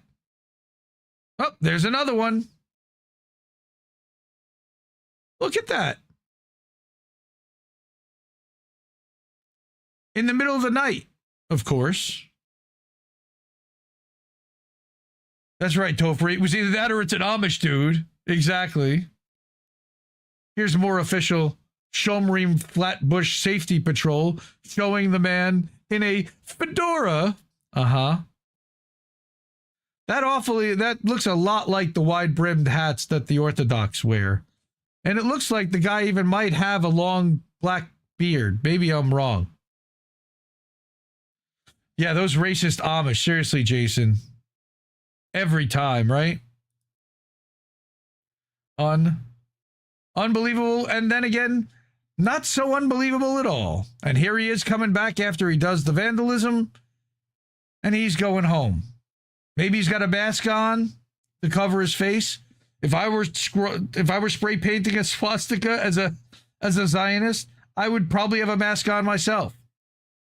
And fuck the New York Post, by the way. All right. Don't subscribe to them. They're garbage. But, and what's funny is they won't even admit that it's likely a Zionist. Disturbing surveillance, right? This is the way they describe it. Captured the mysterious bike riding vandal who painted swastikas. The footage shows a single figure wearing a wide-brimmed hat pedal up to the school around 6:30 in the morning, stopping briefly and scrawling the hateful graffiti before riding off. Every time. First of all, it's hate graffiti. I don't care if it was on a mailbox or a light pole. We would look into that too. But here you have a predominantly Jewish neighborhood, a Jewish school with a massive attendance. And that certainly looked like a Muslim that was riding that bike, didn't it? Because you know that's the narrative that they would like to believe, that it was a Palestinian that did that. Pennsylvania is number one in Amish population in the world. That is true. Ohio is number 2, Descent and Bloom. But it's certainly not Flatbush, Brooklyn. But you know where a lot of, you know who lives in Flatbush, Brooklyn? A lot of them? Orthodox Jews that wear wide-brimmed black hats. I'm not saying, I'm just saying. Fuck Israel. All right. I need to breathe after that. A lot of riled up. I had missed 2 weeks, so the secret Nazi sect of Zionists. They're not so secret, though. That's the thing, Fred. They're proud of what they do. They're not trying to hide it anymore. Because there literally has been no repercussions for anything that they have done. So why would they not admit it, other than to, at some point, not be prosecuted? But I don't know when that's going to be. All right. So before we continue, again, I'm going to ask you to, if you're able to, support the media you want to see and support shows like this. The best ways to do that are by Cash App. And thank you to whoever did donate on the Cash App earlier tonight. I did see one come through. Christopher Anthony, thank you. $50. Appreciate that. Kate, Kameshwari Kate, $15. Thank you so much. This is great. $ Indie News Network on Cash App. ko-fi.com/Indie News Network. And that's supposed to pop a thing up. I got to fix that. PayPal.me/Indie News Network. Then we've got IndieNewsNow.com, again, the name of the show, but also the website where we are live and also where you can support the media you want to see. So that if all these platforms like YouTube ever decide to shut us down, guess what? We're still going to be able to go live directly to IndieNewsNow.com. So even if all the other 8 platforms decide to kick us off, which likelihood they wouldn't, but I want to make sure that they can't shut us down no matter what. Then, of course, over at Substack, we're live at Indie Media Today. Greetings to everyone over there. And at INNnewsletter.com, sign up to get the weekly update and other INN podcasts like INN One-on-One and American Tradition with Jesse Jett and INN News, which are all housed over at INNnewsletter.com. Okay. I have got the lightning round. I still do a lightning round.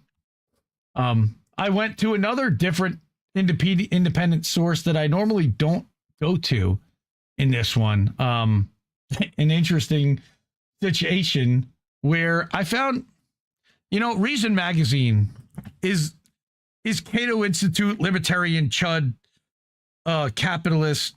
Robbie Suave, I believe his parents owned or founded, or they're involved somehow with that. The guy from The Hill Rising. But once in a while, they do stuff on civil liberties law that I think is interesting. And this was a crazy story. Again, I didn't hear anyone else report on this. And once in a while, they do pull a story from an angle that I don't really see anyone else telling it. So in this case, because it kind of fits in with ICE and police abuse and all the other shit that we've been talking about, I thought this one made sense to bring for the lightning round. We're not going to read the whole story, but I'm going to link it because it is somewhat long. What the title says is that he died of thirst in solitary confinement, and now his family is suing for answers. All right. Lamont Mealy was found dead in a Maryland prison cell. Officials called it natural causes, but his family's lawsuit says that guards intentionally shut off his water. Again, could you imagine dying of thirst in the United fucking States? That's murder. That is straight fucking murder. And nothing is going to happen to the people that did it because they're calling it natural cause. How the hell is dying of thirst a natural cause? They're suing the state. So please read this one over at Reason Magazine, written by Jacob Schwartz. One of the other articles that I brought, is at Open Secrets. They have been kind of captured a little bit. They used to be a lot better. Once in a while, they do put out a really good article. This one is just confirmation of everything we've been talking about, which is that data centers, follow the money, are now fueling the lobbying industry, not just the growth of AI. So they took the template from the crypto industry and realized that if there's a lot of money pouring into your sector, your business, your industry, and government has not regulated it yet and still needs to, it may behoove you to buy off those government lawmakers, and they work relatively cheap. You don't really need to pay a lot as a business or as an industry in the grand scheme to get billions in legislation that works in your favor.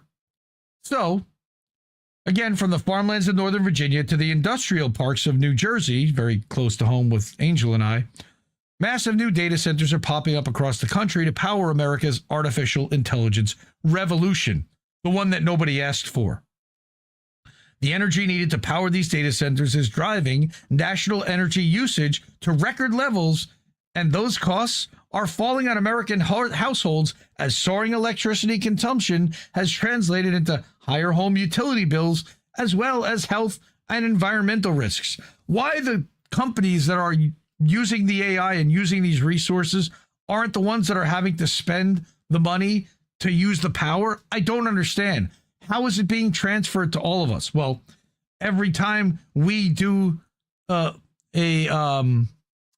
ChatGPT search, that uses X amount of water. And ChatGPT, OpenAI isn't paying that. It's getting drained on the community. Okay? But here we've got, with the advent of modern cloud computing and AI, the U.S. energy system is undergoing changes not seen since post-World War II electrification. We need a new grid. Modern data centers have facilitated the global explosion of AI, housing massive networks of servers and cooling systems that keep everything from entertainment, communication, to business operations running daily. Running these cloud centers has a cost. Yes. All right. The electric manufacturing and equipment sector, including firms like Microsoft and Oracle, has poured more than $226 million into lobbying activity this year. That's a lot of fucking money. That's more money than the crypto industry used to buy off Trump. All right, the Fair Shake PAC spent, I believe, is about $117 million on the 2024 election. Additionally, 53% of lobbyists for the electric manufacturing sector have gone through the revolving door, meaning that they're former government officials and employees who've taken jobs with lobbying firms and private sector organizations that in some cases they used to oversee. Just dirty as all dirty can get. All right. The Data Center Coalition spent $123,000 on lobbying during the first quarter, $125,000 in the second quarter, and then more than doubled those numbers, spending $360,000 in the third quarter.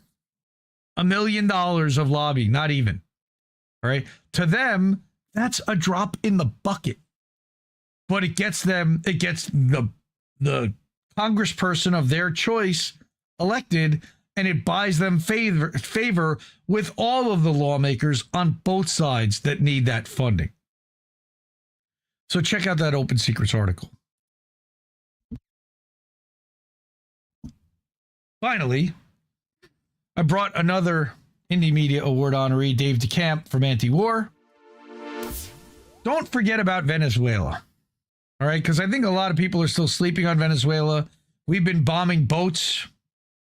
Congress, this is the crazy thing. And I'm like, did Congress just literally abdicate war powers?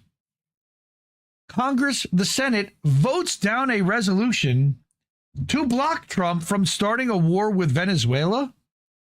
Wait, so are they then giving him permission? Well, not exactly. They're just not blocking him. The Senate Thursday rejected a resolution to stop Trump from launching an attack on Venezuela without authorization from Congress. Last I checked, that was the fucking law. I mean, technically, he can launch something, go to them, and then within 48 hours get their permission or whatever it is after the fact. But really, that shouldn't even be happening. The resolution, led by Senators Tim Kaine, Rand Paul, and Adam Schiff, so it's bipartisan, failed to pass the chamber by a vote of 49 to 51, with just two Republicans, all right, Rand Paul and Lisa Murkowski, supporting the bill. And this is, again, the Republican version of the parliamentarian, where they allow one or two of their rank to break ranks, even though they know it's not going to make a difference in the long run. They let them throw them one, you know. We see the squad do this often, where they don't necessarily all vote together. Ahead of the vote, Trump administration officials were telling lawmakers that they currently didn't have plans to bomb Venezuela, part of a strategy to discourage Republicans from stopping the war powers resolution. According to CNN, during the briefings, Trump officials still didn't rule out potential future military action. So we don't necessarily have plans right now, but we might in the future, and we might like that ability, and we certainly don't want you to vote our ability to do that and take that away, sirs. What? The Trump officials also said that they currently lacked a legal justification to launch strikes on land in Venezuela. But a U.S. official told CNN that the admin is seeking one from the Justice Department and doesn't plan to ask Congress for authorization. Again, a clear violation of the Constitution, which requires congressional approval for the executive to launch a war. He doesn't give a fuck, and nobody's going to stop him. Trump has sent mixed messages on the potential for a war with Venezuela. You mean an unprovoked attack on Venezuela?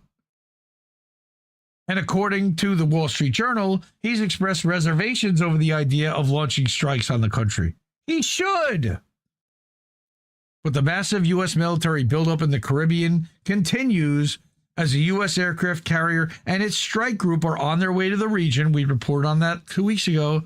And the administration has continued its illegal bombing campaign against alleged drug-running boats without any evidence presented whatsoever. The New York Times reported Tuesday that Trump is considering potential major escalations that could lead to a full-blown war with Venezuela.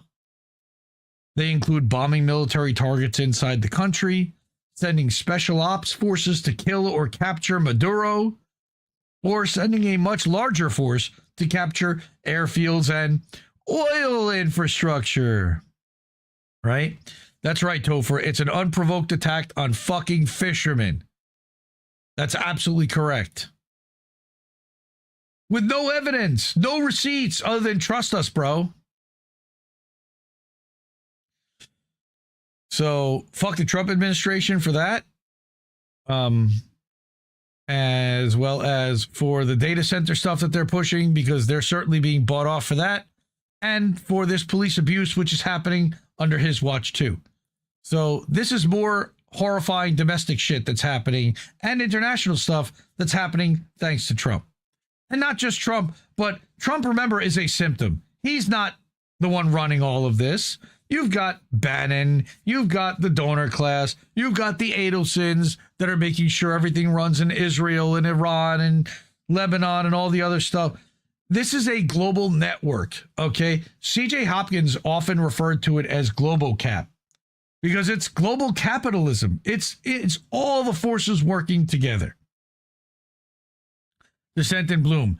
Even if they had evidence, extrajudicial killings are bullshit. They can't be judge, jury, and executioner. It's not like they couldn't arrest them. And the ones that they didn't kill, that they did arrest, they let them go without charges. Sorry, we blew up your boat, bro. Looks like you're not really guilty. You're free to go. Yeah, thanks. What? Yeah. So we're going to get to the GoFundMe's in a second. But before we do, I would, again, implore you one more time to support independent media. And the way to do so is to join that wall of fame. Cash App, $ Indie News Network. We got a new member joining tonight. o-fi.com/Indie News Network. You got paypal.me/Indie News Network. We're live over at IndieNewsNow.com. It's the name of the show, Indie News Now Live. IndieMediaToday.com. We're also live over there on Substack. Thank you so much for seeing. Good to see you there. And at INNNewsletter.com. All right. And that is right, Topher. The last we checked, that death penalty is not the punishment for drug trafficking, alleged drug trafficking. Again, they haven't even been caught. All right. They've just been suspected. No evidence has been presented. Dabby Dabs, how are you? Desert Mantis, Little Narco said that they were fishing without a license. So that's a reason to blow them out of the fucking water, right? And yes, Obama did extrajudicial killings to KYE. He set up everything that Trump is doing, and he did it with legitimacy on top of it. Good to see Jason Nights on the Storm. Go check that show out for sure. But again, I wanted to get to really quickly. Oh, right. There was one other thing. The church thing. Holy crap. I saw this tweet the other day and I started looking into it. There's a lady on TikTok calling churches saying she needs help buying formula for her baby just to see if they'll actually help their communities. She's called at this point, she had called more than 20 places, and so far only a mosque and a tiny little church in Appalachia had offered to help. So I actually brought a little bit of this story. I continued into the comments, and somebody actually linked the video because nobody had seemed to link it back to the source. We'll play that in a second. All right. And then there are a couple of her own TikToks. So I did go to this woman's TikTok, Nicolée, right? So here's her actually calling one of the churches. Please press 1 for the church office. Press 2 for the daycare. Thank you. They're like a minute or two.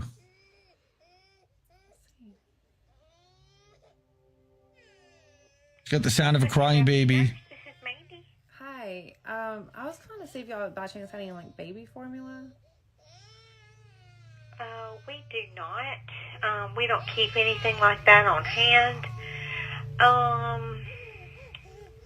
You might could call DHR. Sometimes they have access to stuff like that they might could give you. Yeah, I already tried there. They don't have any either? No. Yeah, I've tried like everywhere. Everybody's telling me to call churches for help. Are y'all on WIC? Yeah, I've already tried to get on WIC and I can't get approved, so I'm just trying to see if there's any way like you all could just supply like a small can of baby formula. Yeah, we don't have the means for that. So I'm calling your church to test to see if they feed a starving baby. And right now I'm calling West End Baptist Church. We don't have the means for that. So that was 9 yeses and 32 no's. All right. So now this happened afterwards. Let's refresh this and I'll unmute it because the one church that did say yes. I ran across this post and this is the grandpa that was like, oh, what flavor do you need?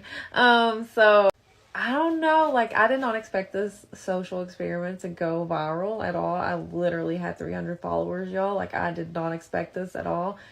And neither did the people that said yes.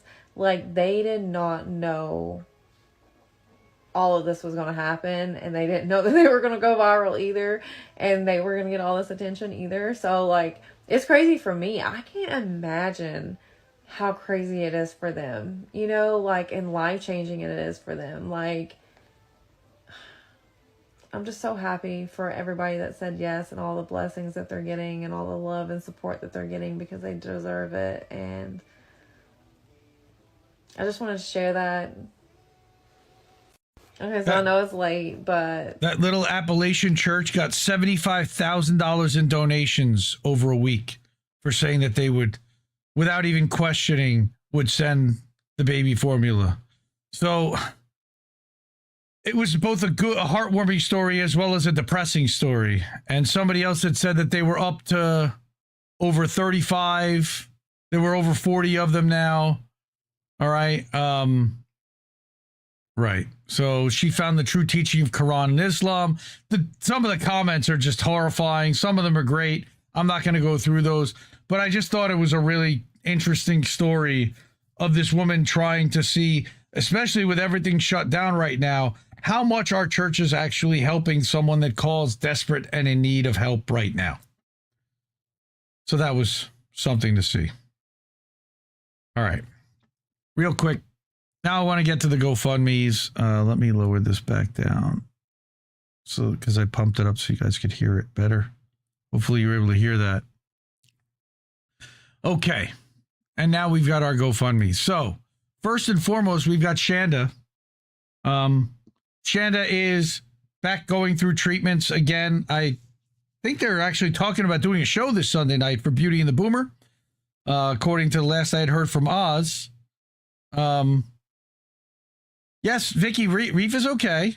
Reef's good. Reef's going to be on INN News tomorrow night. But we're changing some stuff up, and the show will now be INN News Live going forward. On How Do We Miss That? And I'm going to host it. But Shanda, of course, has been going through small cell lung cancer, which is now expanded and spread into her liver and now her femur and they're trying very hard to keep it from her brain. And that she talked about that in our one-on-one, which is why I'm showing this. And then, of course, also in standing with her in her round 2 in her cancer battle. So wake up every day and bitch slap that cancer till it's gone. And that's what she's doing. We love her for it. And we're here to fight with her. Her last health update was October 7th. I know that she had made a Facebook post recently, and especially that, you know, with SNAP benefits being gone for a couple of days, that she had to pay cash, and that really hurt. So if anyone's able to contribute to the GoFundMe, please do. We'll drop the link to that GoFundMe, of course, over in the chat descriptions everywhere live, and it will be in the description afterwards when we put this up as a clip. I also want to mention Cowboy Kitty, who may or may not be in the audience right now, Anthony Malecki. He messaged me the other day to let me know that they had proceeded with her deportation hearings. We're not sure exactly where they're at the moment. I didn't want to share his DM because I hadn't had that cleared, but things are continuing to move. He gave her some money out of the GoFundMe that of the $1,750 that was raised. I think he said he gave her his daughter $500 so that she could live, but that they are still proceeding with deportation and sending her back to Ukraine and staying in touch with her so that we don't lose touch is going to be a challenge, and we need to all do that. So I'm going to drop the link for Natalia's GoFundMe as well. So if anyone really is able to support, it's much needed and much appreciated. Thank you. I also finally, of course, wanted to mention the Justice for Aspen live stream. It was heartwarming. It was at times sad, scary, and a little depressing because of the subject matter and knowing what's in front of us. Much needed. But it's also, again, heartwarming knowing that this community has stepped up to help so much. And Jesse, of course, played a killer fundraiser. By the way, all of the songs, I've timestamped them so that you can now go to the specific pieces and listen to them directly if you want to know what they were. If he covered something, I even put who he was covering so that we've got a much more complete description of the live stream. And then the replay. We did get the most amount of views that we've had on any live stream in the last couple of months. So thank you to everyone for that, for sharing it, for watching it, for letting everybody know that we need help and that Aspen needs our help. And we love you, Aspen. We're going to continue to raise awareness. We're going to continue to beat the drum because we know that this fight is far from over. All right. They raised enough to be able to hire a lawyer to have discovery and move the step to the next process. But there is a long, long way to go in this process. So anything that anybody can contribute to help Aspen in her fight to stay out of decades of prison and lose most of her adulthood for being in the wrong car with someone who was trafficking drugs at a fair. Please, if you can contribute, every $5 even helps. Thank you, Jacqueline. Thank you to Kate Mack and Charlie Mack. And I see everyone else. By the way, Charlie Mack, our brother Charlie Mack, got his account suspended from Twitter for that. He's still not able to tweet. And we actually did a tweet storm led by Paula Iacella today. Hashtag reinstate Charlie Mack 1912. So if you're over on Twitter, hashtag reinstate Charlie Mack 1912. Please tweet with that. And of course, I also wanted to, Indie News Now, we started the show with this website. We're going to end the show with this website because this is the website that all of the articles that we're pulling from has come from. All right. We link directly to the source. We don't try to steal their clicks. We want to amplify them and drive people to their website to support them because we believe in independent media here. Okay, you're going to find Monica Perez and Left Voice, who we read a couple articles tonight from Indie Media Award honorees. And there's JB Font. He went live earlier today, and his site's here. Fight Back News and Antiwar.com. We saw them Indie Media Award honoree. All right, Consortium News, another Indie Media Award honoree. Are you hearing a theme here? Are we detecting something? The best of the best of the best are here. And oh yeah, we're here too. INN and Descent in Bloom and our friend Chicho and the Homeless Left, and we amplify independence here. That's what we do. So check out IndieNewsNow.com. There's also a merch store, so you can get merch there. You can get shirts, and why isn't this loading? There we go. Shirts. It's wintertime. It's deep freeze. Beanie. Hey, we've got INN beanies. Go order one, $20, and it'll be at your house within a week, if not sooner. So thank you, everyone. Really, this has been a blast. And that, I don't know why that's up. That shouldn't be. That was Indie Media Today. That was the back end. So, yeah, we're gonna do this every Tuesday night now at 10 p.m. Eastern. We're just shifting. So for those who weren't here earlier, like Vicky, and it's in the description, but How Do We Miss That is evolving. You know, I took a look around at the landscape and I said, you know, as a show name, it's been around for 4 years. We never really named the show. It kind of evolved into its own name, but I never actively decided that this is what I want to call it. But because we're using articles from Indie News Now, I think it makes a lot of sense to brand Indie News Now and link the website into the show name. So it's called Indie News Now Live. And I've been wanting to do a show kind of by myself, a news show. So that's what we're going to do. And we're going to see how this goes. Again, Thursday nights, you're going to see a mix of shows.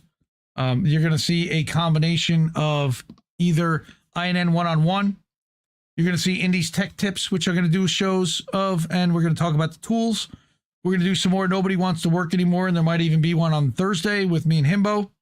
And, of course, American Tradition, which will be the last Thursday of every month. We've kind of tried to set on that as a schedule. So thank you, everybody, again, for supporting this move. Tell everyone about Indie News Now and about Indie News Now Live. I really think that it might help give us a little bit of a boost because we certainly could use one. The algorithm doesn't love us. Boats, by the way, will be moving to 11 p.m. on Sunday nights. So we are still going to do boats. It's going to happen on Sunday night. And the last Sunday of every month will still be an uncensored boats. But the truth is that I can't continue to stay up as late as I've been staying on Sunday nights, especially.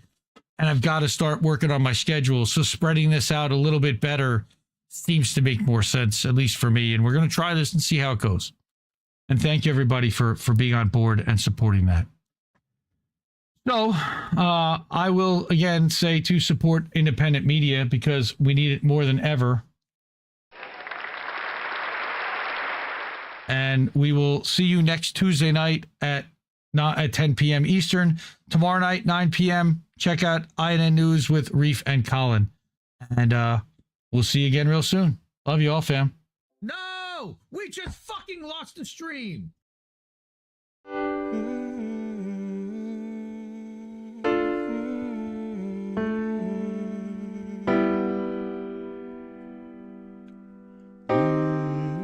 I think I liked it better being blind when I couldn't read between the lines. And when I couldn't see the cracks in the structure that lay bare before me the whole time.